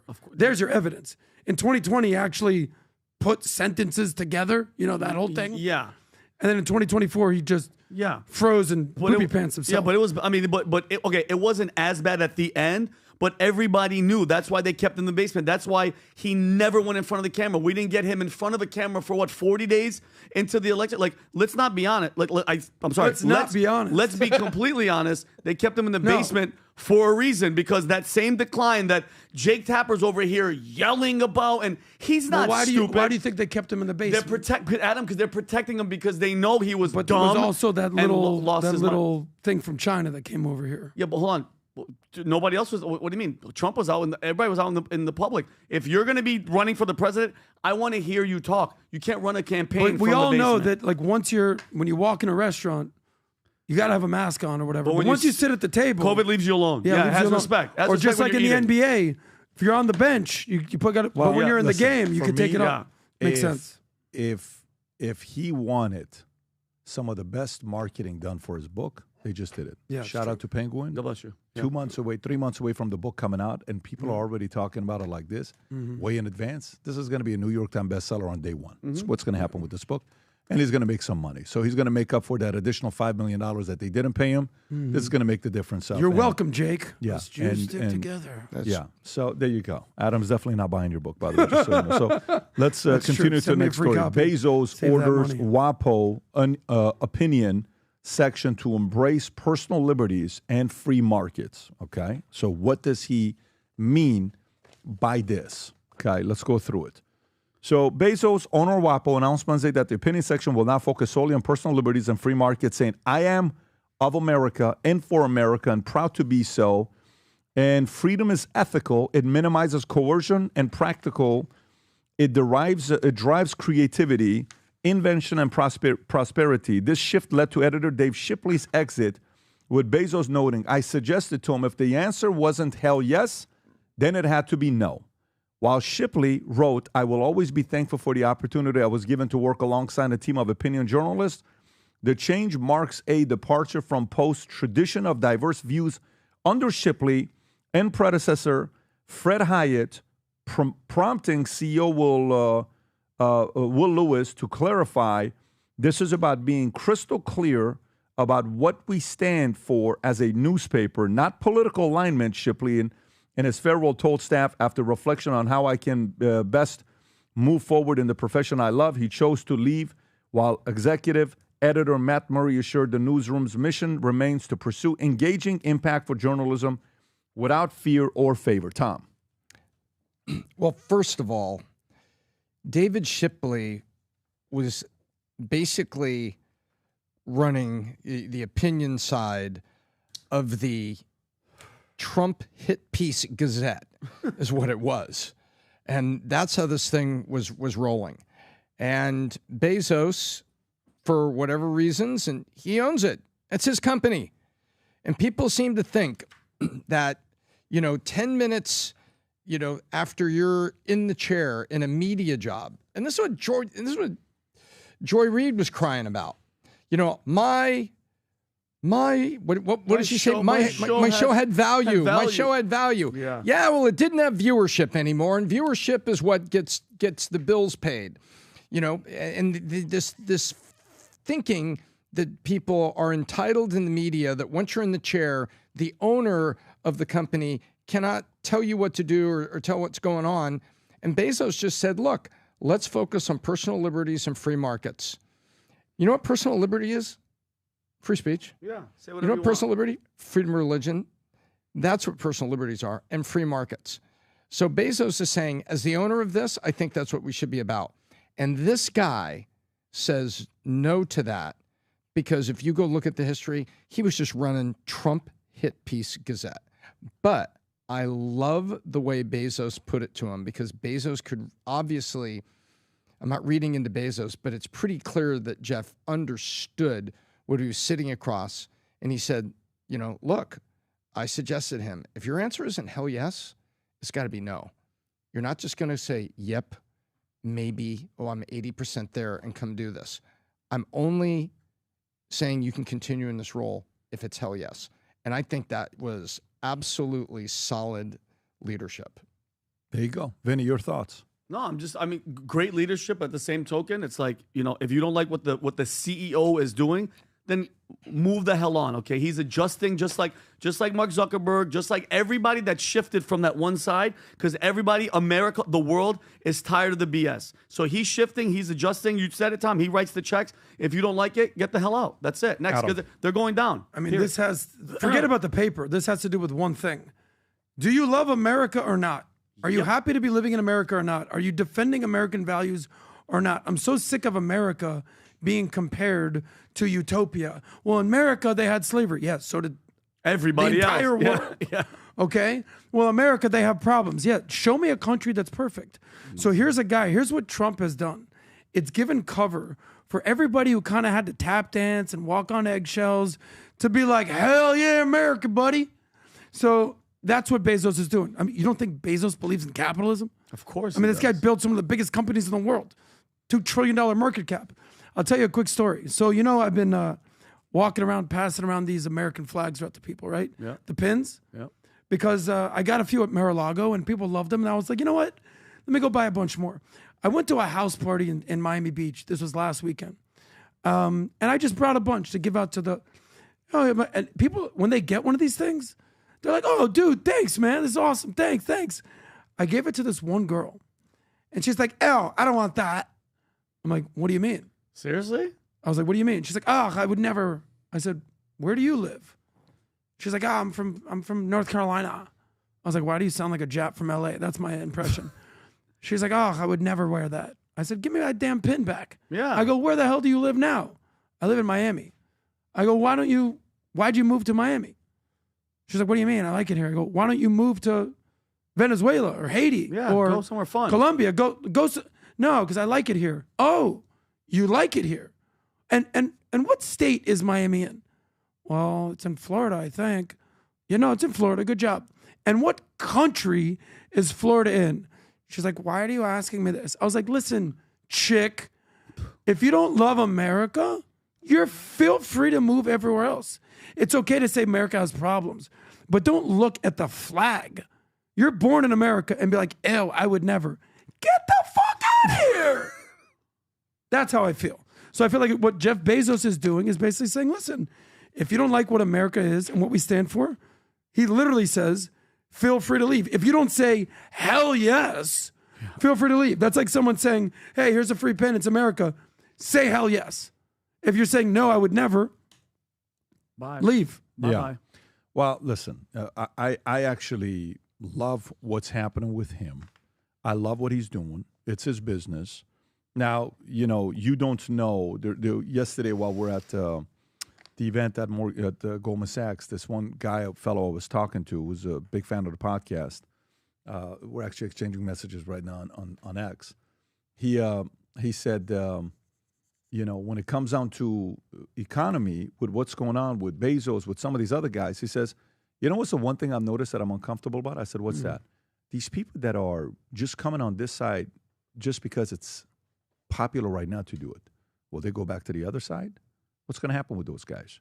And I said, what are you talking about? He mentioned a few names, which, one of them we're going to be on the podcast with that person tomorrow, I believe. And it's like, what about this? And what about that? And what about this? I'm like, well, you're asking good questions that people can ask. But at the same time, what Bezos and the owner of LA Times and the owner of these other companies are realizing, people are not resonating with it. You know what report came out yesterday? Here's a report that came out yesterday. Rob, I'm going to send this to you. Two things I'm going to send to you. If you can show this one. This report came out yesterday about, do you have the trust in the media, Rob? Is that one that was in there that I saved or no? You don't have that one? No, I don't have that. There's a report that came up yesterday about the trust in media for 2024. It's the latest one that was trending all over the place yesterday. Showed 31%. Okay? It's the lowest trust. If you can search it, is that it? Yeah, 31%. Yep. It's the lowest, and that's the latest update. Look at that. Look at that. Oh, The lowest man. ever in the history of America. What do you think people are saying right now? People are flat out saying, I don't trust you. I don't believe you. So Bezos has to make some adjustments and he has to fire people. By the way, MSNBC fires Joey Reid.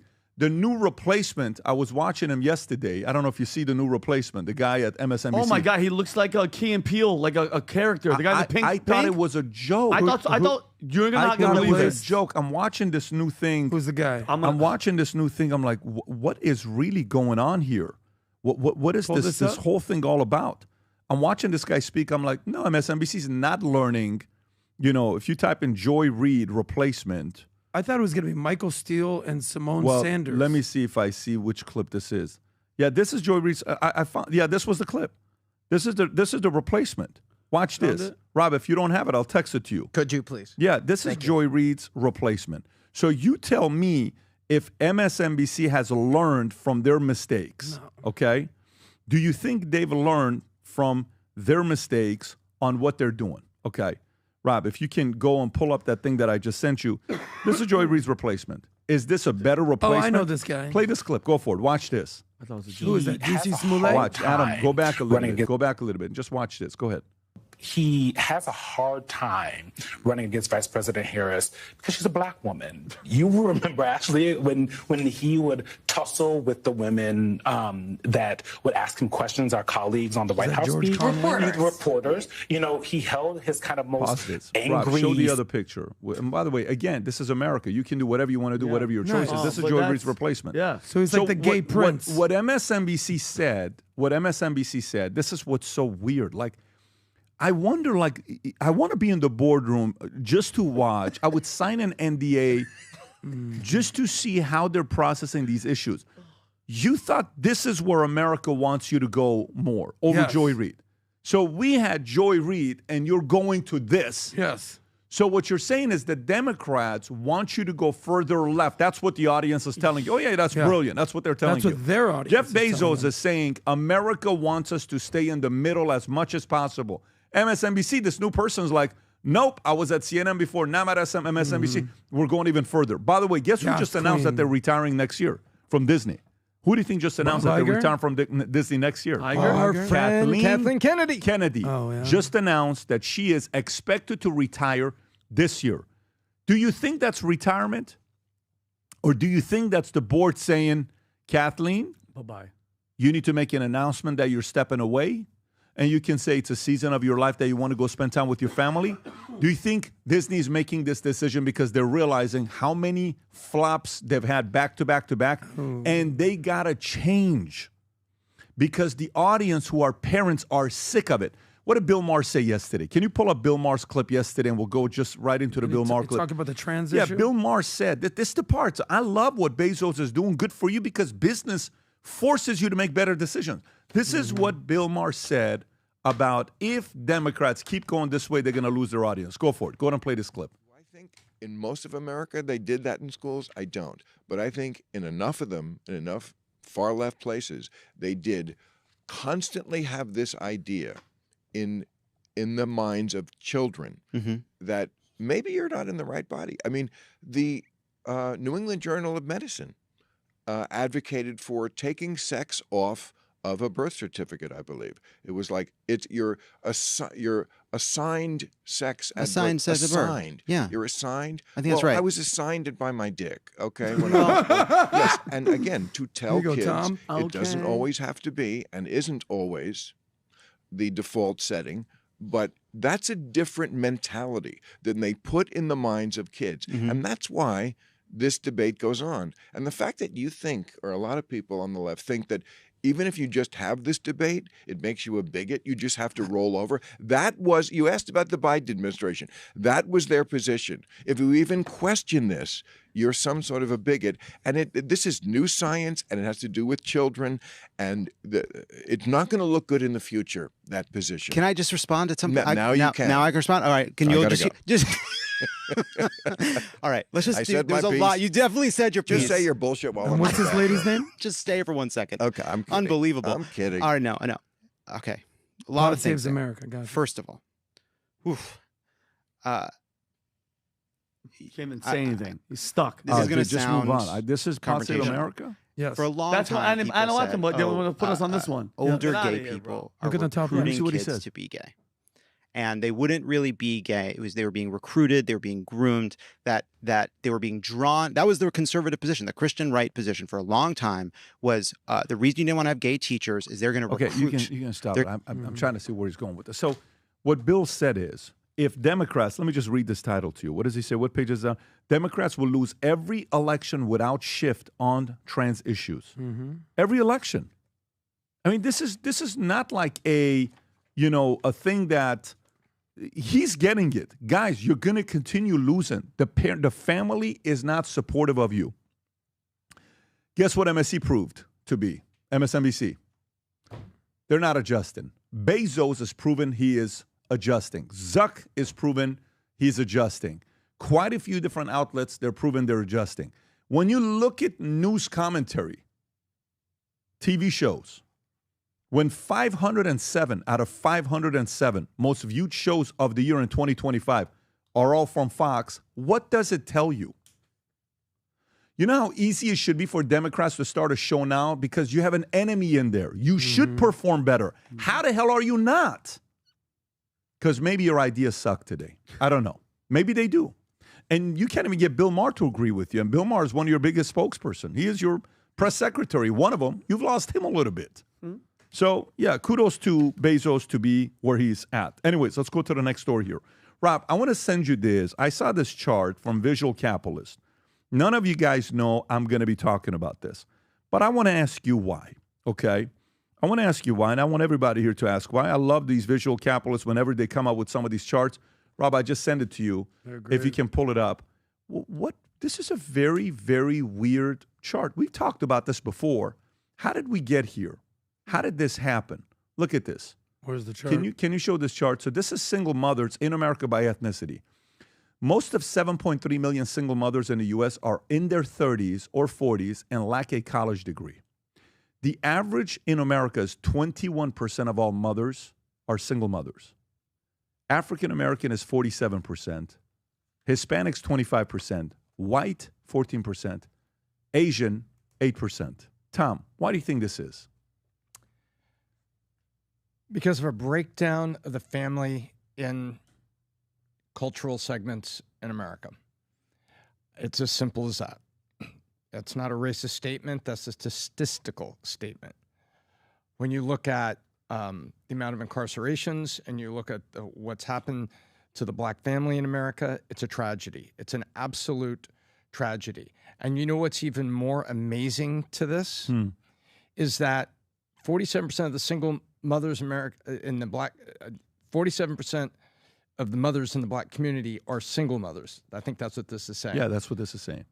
And you take a look at this statistic that the African Americans, I don't think have crossed 16% of the population of America at any given time. I think they've been just below 16, 14, 13, but it's been right in that zone. Yet they are 40 to 44% of the abortions annually, which means that abortion, thank you Planned Parenthood, has been a black genocide perpetrated by the Democratic Party. There, I said it. And in the communities where you've got the unemployment and you've got the breakdown of the family, you've got single moms. And that's what's going on. And nobody wants to talk about it. But the breakdown of the family and the breakdown of standards in the family, and you look at the Asian market and you look at how low it is. What's it, 7%? Yep, there it is. 38 to 40% of all abortions, significantly higher than a proportion of the overall population, which is under 17%. Why is that? And then you take a look at that. And then you take a look at the family. And then you see 47% of them still, of the moms still are single moms. It's horrifying. You know, it's the breakdown of the family. You need strong people, strong parents to lead family. Parents, plural. Adam, your thoughts? I mean, there's a lot to unpack here. Clearly, the stats regarding the African American community are way more alarming. I think we've talked about what happened with the Great Society and LBJ, and if you don't marry the man, you start to marry the government. You become the welfare queen and everything with that, and then you get rewarded for having more children, and you get more money. You've given a stat out there about blacks used to actually have the highest marriage rate in America. But I don't even want to go to a race issue. I kind of want to go to a gender situation here because, yes, you could take sort of the Asians. I guess they're sticking together more than anybody. But Hispanics, and then I don't know how they're defining other these days. But the biggest clash, I think, is between men and women. I was just with my buddy at court testifying the fact that he's a good father. He's a white guy, married to a white woman. And I don't know, we've talked about these stats before. 80% of divorces women file for. And that increases to, I think, 85, 90% as they're college educated. I think 98% of alimony the man has to pay to the woman. So meaning the courts are screwing men over like crazy. They have to give up all their money. They have to give up their access to their children. They have to give up basically everything. You see the horror stories of men when they're dealing with courts. I talk to them all the time on Connect. How do they bounce back from something like this? Whether that's mentally, whether that's physically, whether it's financially. Women dominate men in the court system. So they're incentivized to say, oh, you did this wrong, or you did this wrong, or you cheated, or you did whatever. I'm divorcing you. With no ramifications, the repercussions of what's going to happen. You have 2 children. You're going to kick the father of your children out because he did something bad or did something stupid one time? One time? Well, yeah, he should have never done that. So let me ask you something, ladies, and I want the best for you. You think you're going to find another good man when you have 2 children and you're 44 years old? You think that's the best game plan for you? So I think a lot of this is women being emotional and not basically being logical. And I'm not saying men don't screw up. Everyone screws up. But if you think that the best outcome as a woman is to leave your man and then be a single mother getting paychecks from the government, I think there's a better plan for you. That's my opinion. Well, I think the welfare policies from the 60s and 70s and all that, making it, incentivizing single parents. And it's like the entertainment industry doesn't help at all. All those songs, all the rapping, yeah, baby daddy, all that. It's just, it's stuff. And Tom nailed it too with the nuclear family. How much crap have we heard the past 4 years during the whole Biden when they were trying to ramp everything up? Is they're trying to break up that family, the household, the father being at the house, and that's it. And there's the stat for you right there. It's ridiculous. Is this a racist chart? No, because facts don't give a shit about what color you are, numbers, who you are. Like, hold on, yeah, I love that you asked that, Matt. That right there that's a fact. That's it. Yeah. Take it for what you want. It might hurt your feelings. That thing doesn't give a shit about. Can you zoom into the source, Rob? Could you zoom in the source? The sources from the economic status of single mothers, Doctor for American Progress, as of 2023. That's the source. And that, to me, you can sit there and say whatever you want. If when people sit there and again, this is going to get a little bit controversial on what I'm going to be saying. If a community is winning or losing, and they have people in powerful places, give them credit. I'll never forget when I was in a company filled with Mormons, and one of the guys was a stake president. And he always wanted me to read the Book of Moroni and come and be a Mormon and come and do this. And guys used to get sealed up. And you know what sealed up means in the Mormon church? It means when you get married in the church and all this other stuff. And I started reading stuff on Gordon B. Hinckley, on the virtues and all this other stuff. And I watched everything just to see what the one guy's like, you got to watch God Makers 1. You got to watch God Makers 2. You got to watch what happened with Cicero. You got to read this thing on Cleon Skousen. You got to read this. And I just started getting them to, you got to see this. And I started reading both sides, right? Okay. How they ended up here and the 6, plates that came from Vermont and Jesus reappeared in America. And how can you believe any of this stuff? It's okay. Right. So this is whatever they think they believe in, right? Mormons. Great. Let me tell you what I saw with the people that were Mormons. They worked together. They send their kids off to mission right after they turn 18 years old, and they have to learn a language and go learn somewhere to live for 2 years and introduce their faith to others. They learn how to make friends. They learn how to deal with people. They learn how to sell. They learn how to make it in business where they weren't shy when you did interview. Do an interview with a Mormon that's gone on a 2-year trip and see how they are. Go out and do an interview. And you're like, what an impressive 22-year-old. Mm-hmm. I don't have to believe in the book. I don't have to sit there and go Joseph Smith and all this other stuff. I don't have to do any of that stuff. Oh, my God, you guys are impressive. And you guys all defend each other. You all back each other up. Now, again, you tell me the 88 bad things about Mormons and the polygamy and the shows, and I've watched all of them. Trust me, I've watched more than you have, and I've studied that thing more than most people have because I was in that community. Set that aside. These guys would be able to teach somebody how to speak a language within 6 to 8 weeks, to the point where the FBI started targeting Mormons and recruiting Mormons. The CIA starts targeting Mormons and recruiting Mormons. Why? Maybe because their system produces people that you want to hire. So maybe that's something that starts from the top. Asians, what subject do you think they spend a lot of time in? Math. Hey, go back to school and think about the Asian kid in school. I wonder how they did in math. Do you remember them? Pretty damn good. I know Tom's daughter's friends, how they're in math. I know friends that we have, kids. Why? It's a cultural thing. What do they do? This is a very important conversation to have from the top. You're either envious, you're angry, you're upset that they did a better job negotiating and producing certain values and principles. Why don't you go do the same? You could do the same. Why don't you? The opposite is being able to say, it's not fair.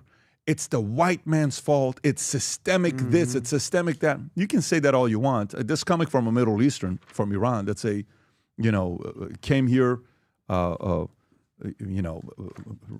green card, refugee camp, 18 months, didn't speak English, didn't know how to pronounce 3 words, Gilligan's Island, government, Wednesday. Why the hell do you put a Nesday? Why don't you just say Wednesday? That's actually true. Wednesday.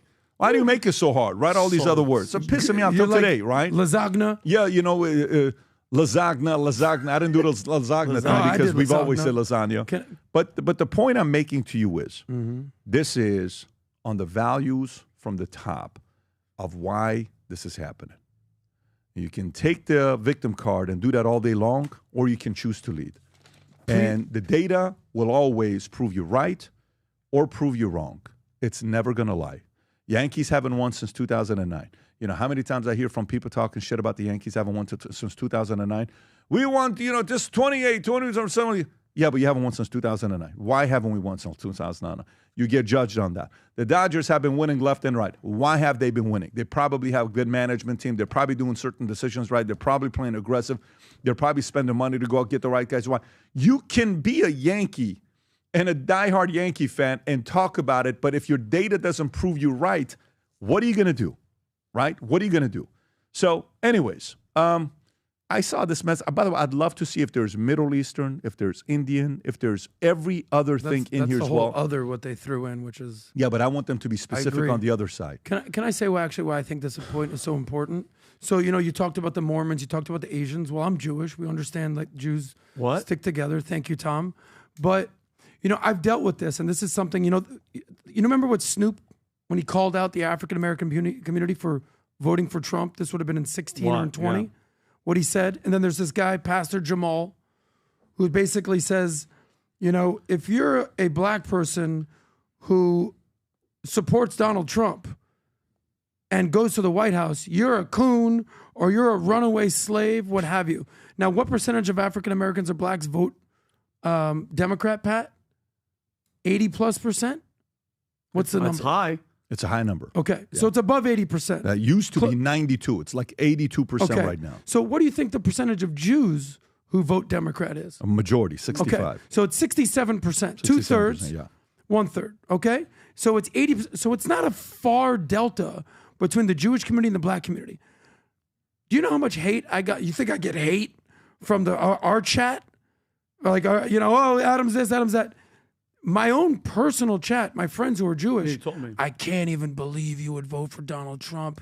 What kind of racist, misogynist, Nazi are you? I go, shut up. What are you talking about? Yeah. Defend some of your positions, because all you do is name call and you give zero policy perspective. You give zero substance. It's all just racist, misogynist, feelings. And these are some of my closest friends. So I can say, shut your stupid face and still love you, just like how we might argue and we'll go out to lunch. So what the black community needs to do is you need to have like a Byron Donalds of the world or even a Candace Owens be like, shut your mouth, pastor, whoever, this and that. I can vote for whoever I want to vote for. I believe in this. And let me call you out if you're doing something wrong. Mm-hmm. Just like I told every single one of my friends, I go, how much do you want to bet that Trump is going to win this election? Because you're all gay. And they're literally all married with kids. Yeah. All of them. Yeah. To women. Yeah. Oh, okay. But I basically made the point. I go, I'll put my money where my mouth is. So what I'm saying is, if the Jewish community is 67% voting Democrat, and the black community is 80%. You turned this into a Jewish commercial. That's true. And I did not turn this into a Jewish commercial. This is a commercial for blacks calling other blacks out. All right. You have to. Listen, we're not against rap. We're not against rappers. But we are against those thugs. It's the thuggish, ruggish bomb. All right. So, okay. So it's the that is. So, by the way, did you hear the news about Gene Hackman? Baby. Horrible. Horrible news. Gene Hackman just found 7 hours ago dead. Sucks. And his wife dead. What? Along with the dogs dead. Oh, that's tragic. Is investigating after the actor Gene Hackman, his wife, along with a dog, were all found dead at their home. Scroll down. This is one of the most famous actors. Phenomenal actor. Mississippi Burning. 5-time nominated for an Oscar. I think he won 2 of them, if I'm not mistaken. Like, this is a legit the French guy. Connection. This guy guy French Connection was one of them. Yes. Popeye Doyle. Yeah, this guy. What the hell happened with 90. By the way, he his was house, 95. He had a beautiful house on Pebble Beach. Can you pull up Gene Hackman's Pebble Beach house? You got to see this house, by the way. 95 years old. One time we went to Pebble Beach, and they're like, that's Gene Hackman's house. I'm like, that's Gene Hackman's house? Damn, he must have bought out a good time. Holy moly. Pat, you been to Pebble Beach? Not to golf, buddy. I go just walk around a little bit. That's the house. So sick. Pebble Beach house. Look at that. Ridiculous. Beautiful house that he had. But yeah, well, may he rest in peace. A lot of good work he did, a lot of good movies he did. 95 years old. And but quite also, frankly, I don't even know where he stands politically. Do you? No, he's quiet. The Birdcage. Remember him in the Birdcage? He played a politician in the Birdcage. Did he play something with Denzel? What was that? Denzel, the boat, the Navy. Oh, pull up his best movies, Rob. What was a movie with him and Denzel? Did Gene Hackman play a movie with The Denzel? Hunt for Red October? Was that? No. Gene Hackman. Yo, he did one with Will Smith. Enemy of the Tide. State. Crimson Tide. Great movie. Yeah, Crimson Tide. I think that also had to do with the submarine as well. Yeah. By the way, what happened with this actress Michelle Trachtenberg? Did you see what happened to her? 39 years old. Just a Nickelodeon deal? This girl. Something with Nickelodeon. I think she was on the movie Euro Trip back in the day. Yeah. What shows was she on? She was on your Cutie little patootie. She was a right here. Nickelodeon child actress. Okay. She's Libra. Do you just gender affirm her? Yeah. What happened with this? She's 39. Well, yeah. Gene Hackman, God rest his Is soul. this the same 95. one, Rob, that got everybody to take the vaccine and she was endorsing it? And That was the claim yesterday on online. Yes. Okay. What happened with her? Well, we don't know the forensics. This is her post. What'd she say, Robbie? May she also rest in peace. I smile because I'm fully vaccinated. Well, hopefully. I mean, listen. Man. God rest her soul. Well, we don't know what happened. Nobody knows. We don't know what happened. You're not going to know till the autopsy. Michelle Trachtenberg, what does it say right here? Toxicology. Michelle Trachtenberg replied to a claim she looked sick a year before death. Oh, so she already wasn't looking good. Let me go to this next story. Okay. May God bless her soul, and I'm sure more stories will come out. But our in prayers peace. go out to her and her family because that is tough no matter what Gene you Hackman, are. And Gene rest in Hackman, peace. respect Respect 95 to years, Gene Hackman. lived your life to the fullest. And God bless him. God bless. Yep. Next story, 70 Christians beheaded in church. Here's what we know. Newsweek story. I think Adam and Vinny, both of you guys had notes on this.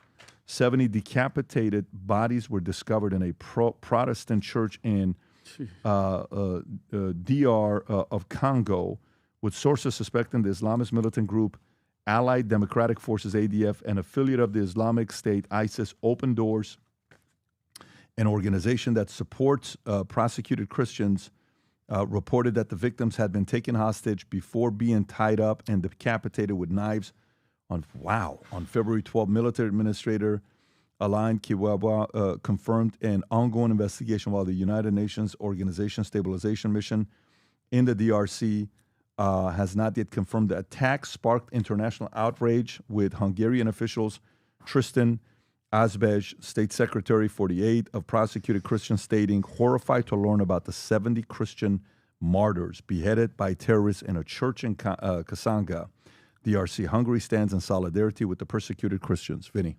Well, first of all, since God rest all of their souls too. Could you imagine? They went to their houses, dragged them all outside, marched all 70 of them while they were beating them. On the way, they put them in a church, killed every single one of them, beheaded them, and that was the end of it. Okay, and it's not just violence. Okay, and there's not a war. This is just an extermination of Christians in the Congo, and nobody, think about it. We're talking about it.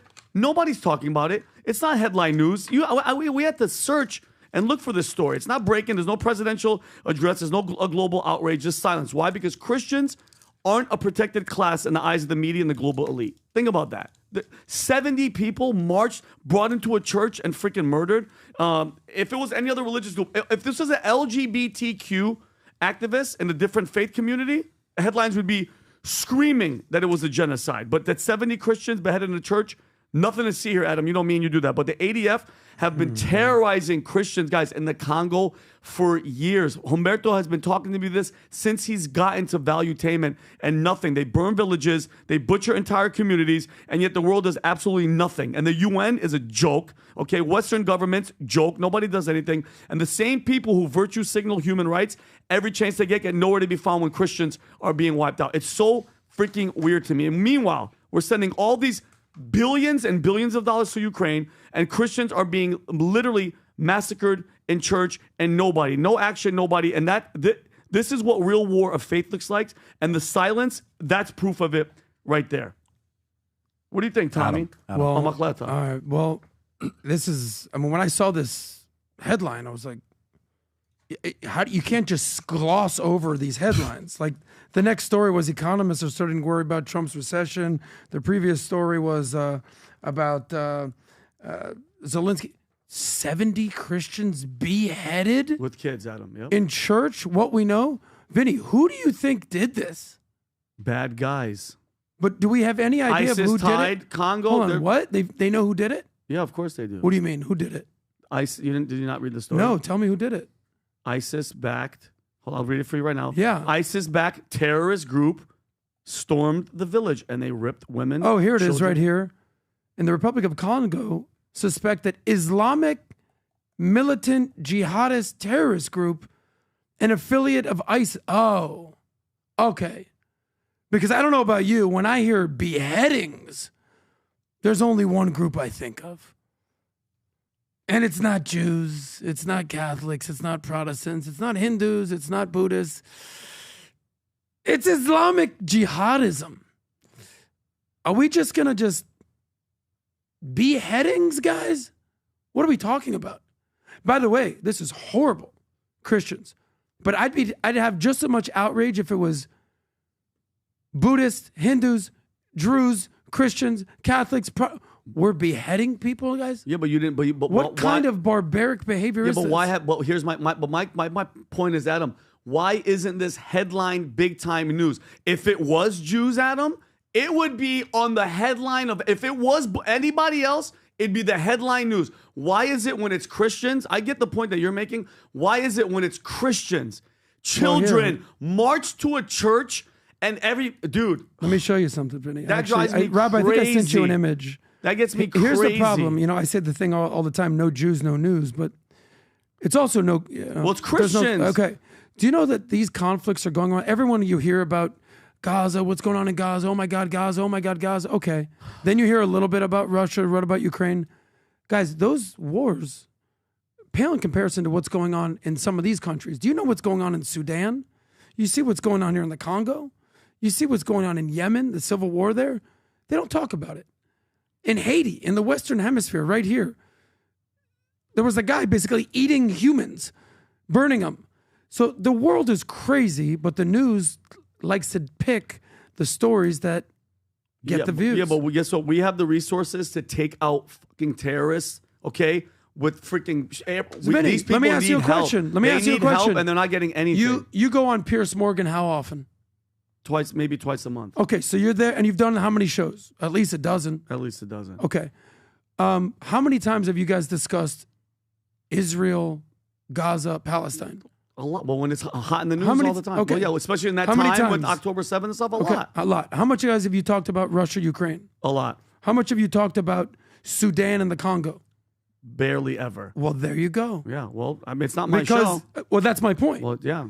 Is because you're Piers Morgan. I'm not calling out Piers Morgan. He's a very, very needed guy in the news, uncensored. But why doesn't he talk about it? Why don't other? Well, that's my question people to you: talk is about it?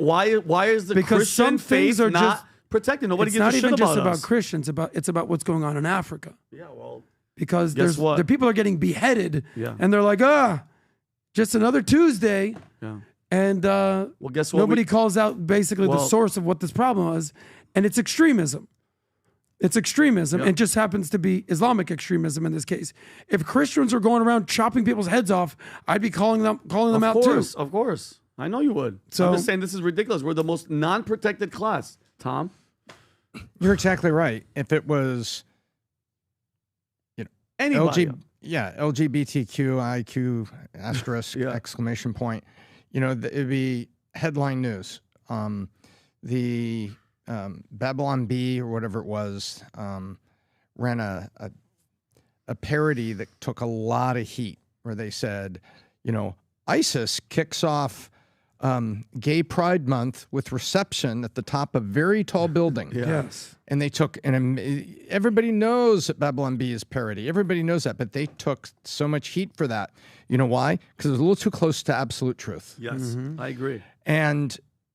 But you need to understand, there's one faith out there, one, where it's to love everyone and to be patient and to bring them the message of your Savior until they do. Mm-hmm. And it's to serve them to show that that's the attitude of your Savior, is service and love and benevolence. And that is Christianity. Instead, you have, and people are going to say, oh, no, wait. So easy on the comments. I know what some of you are about to say, but I will say this. Before you go back to the Middle Ages, that wasn't Christianity. That was governments like Spain and Torquemada and the Tower of London. That was governments and the monarchies and the inbred kings and queens of Europe in the name of Christianity attempting to control the populace with a religion and morphing it all and being completely bastardized. And you want to know what the result of that? The United States of America. Because the pilgrims, they were basically political refugees. Yeah. Right? And so they came here. And so the United States came here as a source of Christian persecution and people that wanted to leave. There were also non-Christians that just wanted to leave, what was the kings and queens. Who was persecuting the Puritans and the Pilgrims and everything in Europe, and why they decided to come here? What was that story? Well, the Tower of London, if you didn't get with the Anglican Church in the way of that, and remember, what was it, Henry VIII? None of the women would give him a son, and so he kept having the laws changed by the church so he could divorce and get remarried till somebody gave him a son. So you set that aside. So I know people are going to say, well, look what the Christians did in the Middle Ages. No. Those were monarchies with inbred kings and queens, some of them demonstrably insane, that were doing that in the name of a faith. I'm talking about core biblical Christianity today.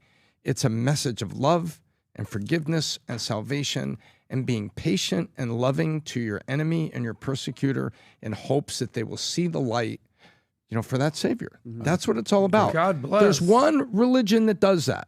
One. Ours.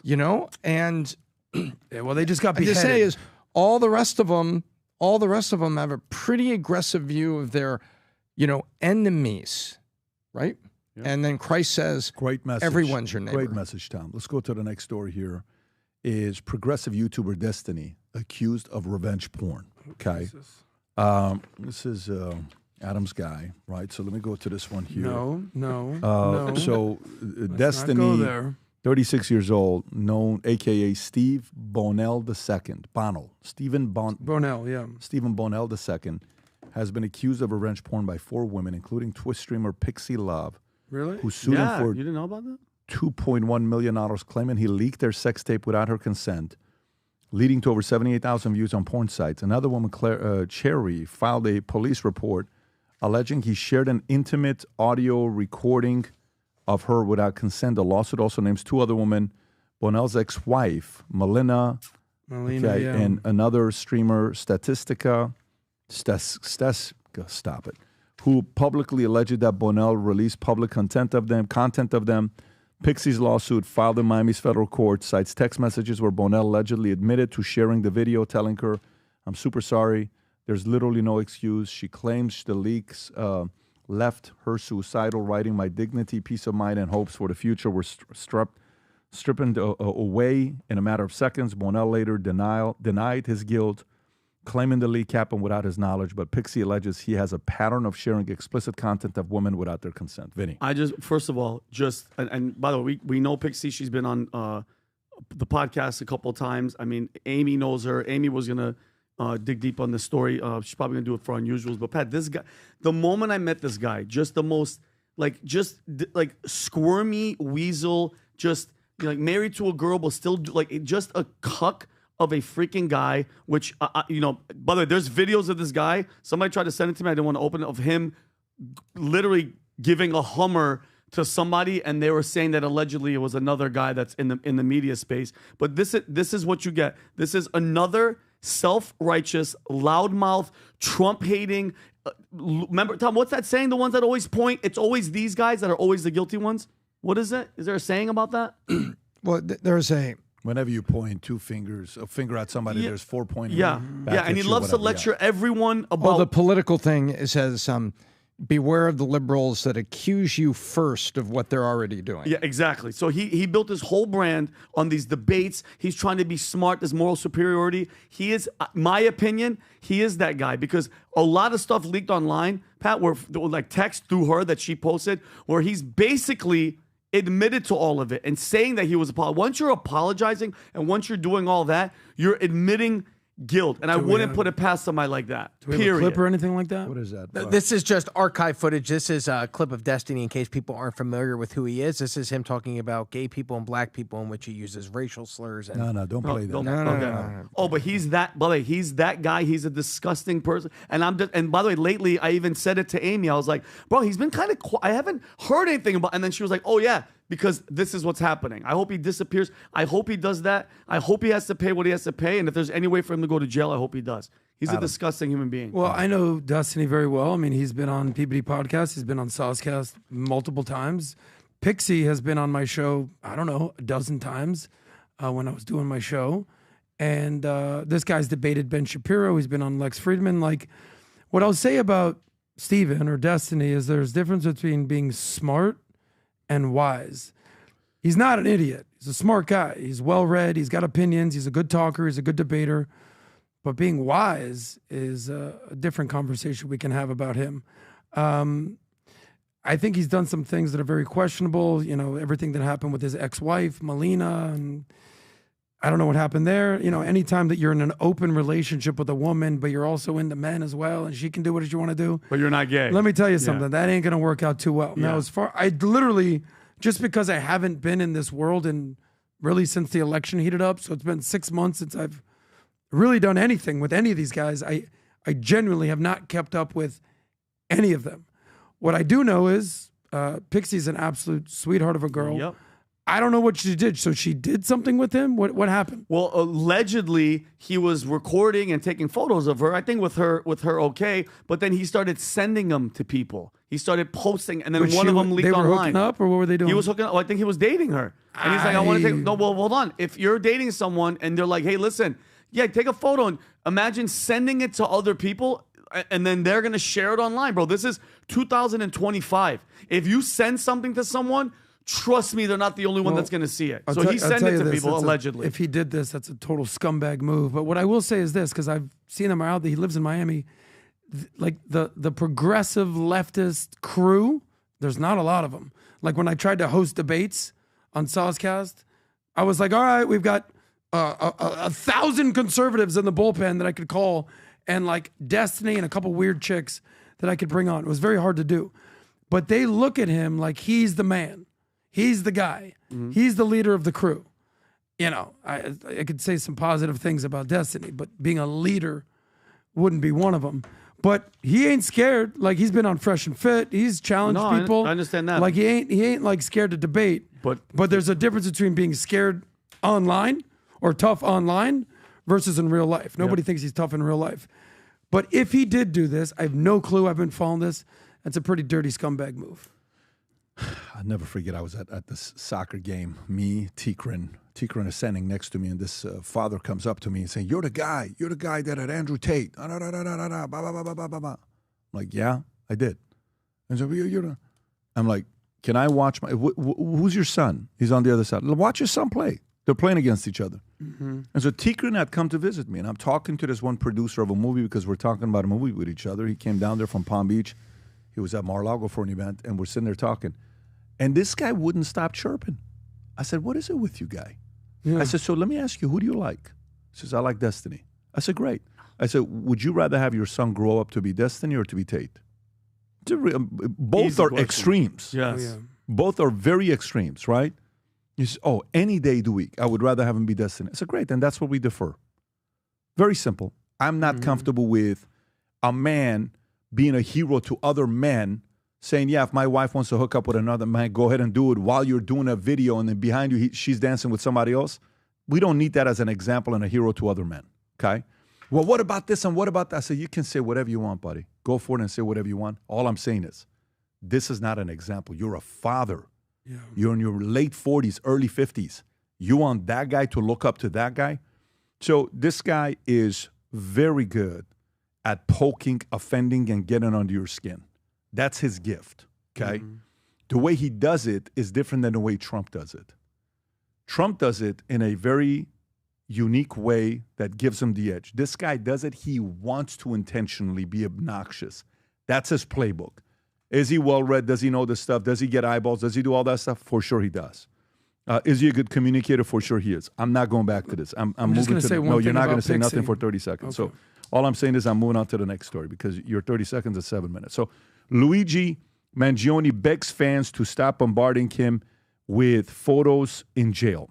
Okay, so Luigi Mangione, accused of murdering United Healthcare CEO, is pleading with fans to stop sending him so many photos while he awaits trial in Brooklyn Federal Prison. A statement on his Legal Defense Fund website explains Luigi Mangione appreciates the photos that are sent and kindly asks that people send no more than 5 photos at a time, as all mail is screened by law enforcement and the volume says overrun processing times. Despite facing murder and terror charges, Mangione has attracted a devoted following with over $616,000 raised for his defense fund.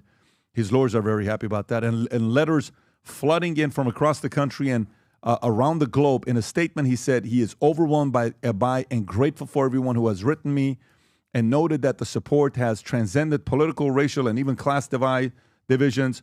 Protesters chanting "Free Luigi" gathered outside the latest court appearance, many wearing green Nintendo Luigi hats in an apparent reference to his name. Rob, is this it, Rob? Do you have a clip for this? Yes, this is a bunch of Luigi Mangione's fans outside of the courthouse. Just a quick clip. That is insane. Are you serious? Yes, and there's multiple videos of the fans, but this is what every one of his courthouse appearances has been like, where there's dozens of women that are showing up in support of him. And this time, is this like the story of, this happened back in the days, right? This happened another time. What Richard Ramirez. Right. Yeah. What do you think about this story? 2 things. First of all, we could have 5 weeks of podcasts and talk about broken healthcare in the United States, from the cost of medicines to insurance claims and medical bankruptcies. We could do all that. And so there is a ton of pent-up anger, and some pressure was let out of the balloon when the CEO of United Healthcare was murdered. But we have to think about it. That was a guy, he's a CEO and he makes a lot of money. No, he was a guy with a job that got murdered, shot in the back, cowardly. And the guy that shot him is suddenly a hero. This is the same way, you've seen this so many times in history. Che. Everybody, all these kids are wearing Che Guevara shirts. Yep, the Che, but they don't know the history of it. No, they just think the colors. They and the don't face know is what he cool. did to kids. Yeah. They don't know what he did to a village. But he's like somehow this mythical hero, and that's it. It's mythical hero worship. You saw one of the bombers. The Boston bomber. Sarsanov. Yeah, whatever the Sarnav. Yeah. And the cover of Rolling Stone is ridiculous. Who ran over his brother in the getaway car and killed his brother on the street after murdering people at the Boston Marathon. Right. You have to. Exactly the right. Bomber. He's so hot. And look how Rolling Stone chose to use almost like this, hey, hot new teen voice image for their cover. Jeez. So even Rolling Stone was putting it out there, to sell magazines. There is a perversion of hero worship in any society about the counterculture person that seems to take it to the man meaning the establishment. And that's warped. And it's also a terrible sign of what has happened in healthcare in the U.S. that led somebody to the point that they were going to say, okay, I'm gonna take up arms against my oppressor, and your oppressor was a corporate guy with a job. But the hero worship is what is mystifying to me, and it's also it's very female skewed.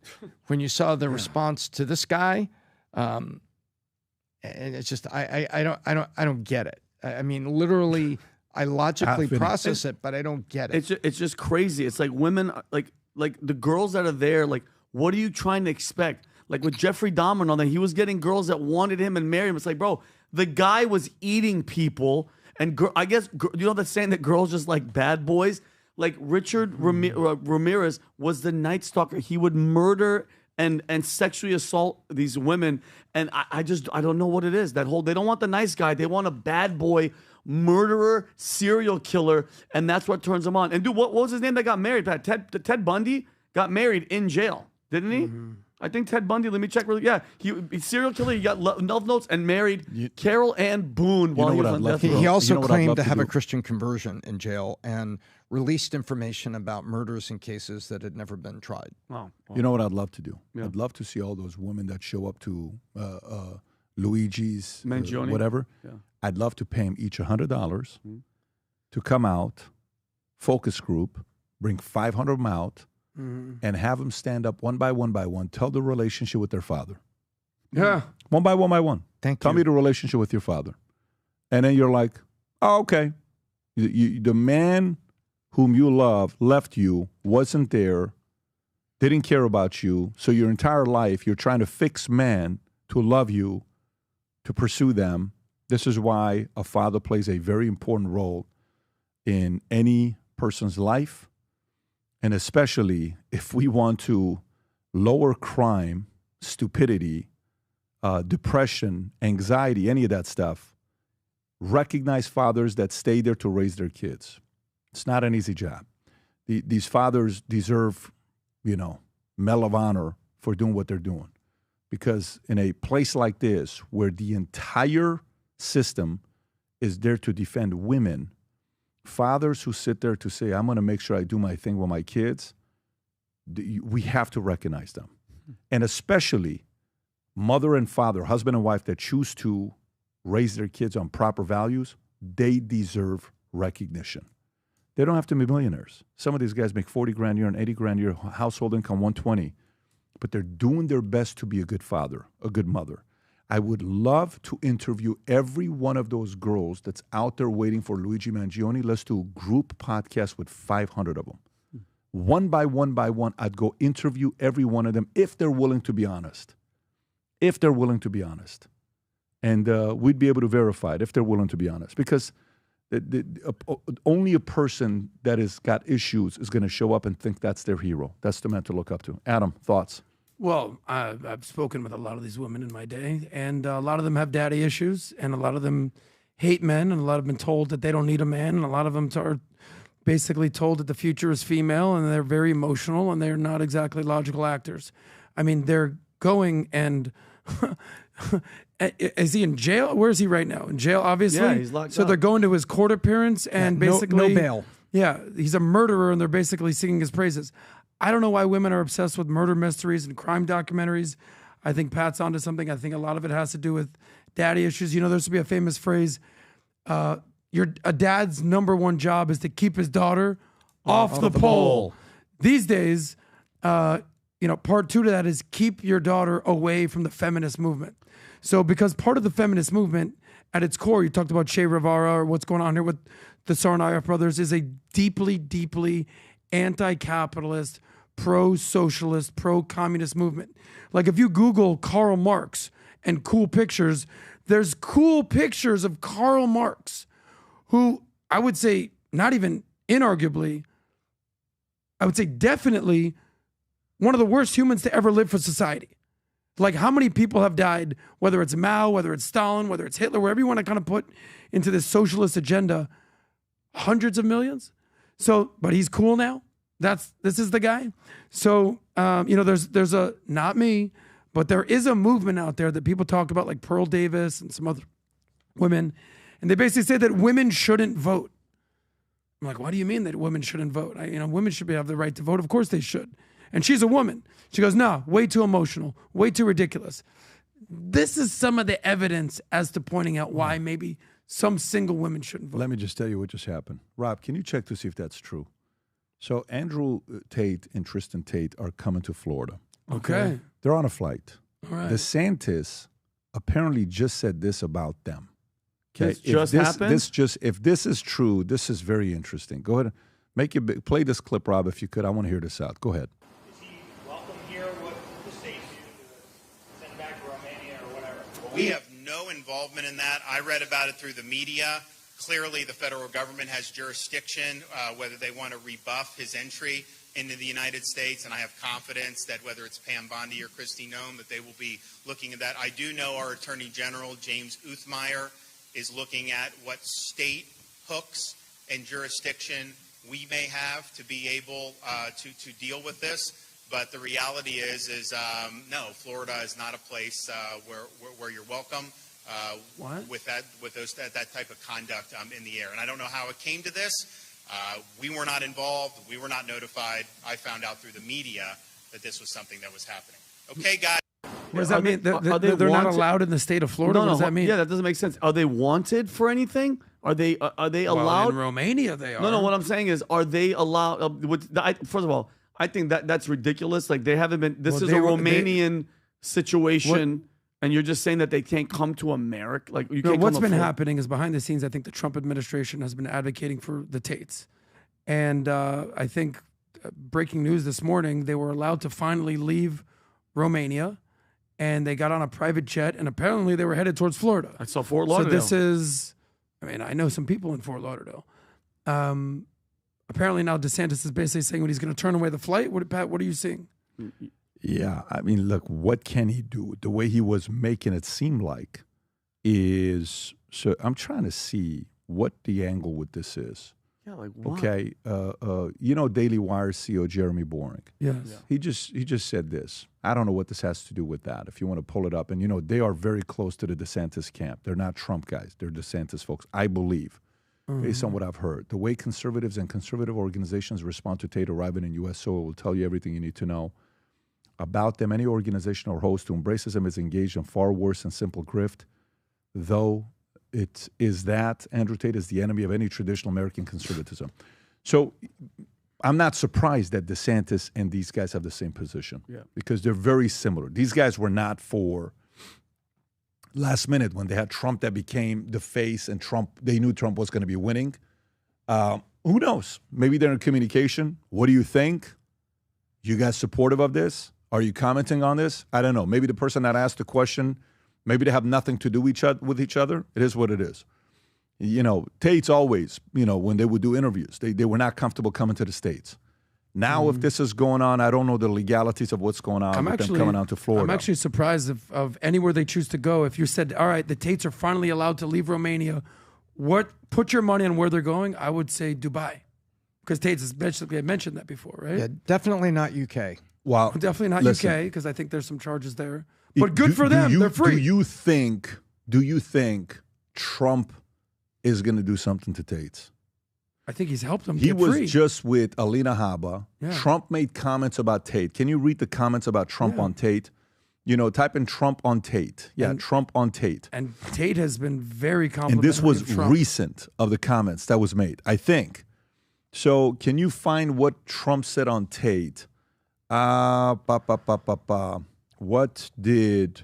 Well, here, while you're looking for that, this says the decision to lift the travel ban has sparked controversy, with reports suggesting that the U.S. government under President Trump exerted pressure on Romanian authorities to ease the restrictions as far as the travel ban goes. Romanian officials, however, have denied any external influence affecting their judicial processes. Yeah, so Tate brothers leave Romania for U.S. The Donald Trump administration pushed Romanian authorities to lift their travel ban. So you think he's coming to Florida? Yeah, Alina Habba was involved. Alina Habba and I think there was a podcast that they did together, has publicly expressed support for Tate, stating she's a big fan and sympathizes with his situation. And looking at this, they're expected to return to Romania in March to fulfill their legal obligations. So essentially, they're taking vacation. They're freaking free. The travel ban. He would have But never why come Florida? to U.S. under Biden. Never. Oh, that's for They're sure. coming here under Trump in the state he's in, Mar-a-Lago, all of that stuff. And DeSantis says they're not welcome here, and Daily Wire is not happy with them being here. I don't even know what that You means, know what not would be a great welcome here. podcast? Let me What? tell you what would be a great podcast. Shapiro and Tate. Would be a great podcast. 100%. I think that'd be a great. Hey, Daily Wire, Jeremy, that's good eyeballs for you. Get a lot of subscriptions. Get Tate and Shapiro on the same podcast. I think that'll be. I think Tate would definitely agree to do it. And if he's coming to Fort Lauderdale, that's a 20-minute drive. Anyways, gang, today's what, Rob? Thursday. Tomorrow we have another podcast. Hang tight. You'll find out what it's about. It's actually very interesting. Well, I just let you see what it's about when it comes out tomorrow. Have a great weekend. We'll do it again next week. God bless everybody. Take care. Bye-bye. Bye-bye. Bye-bye.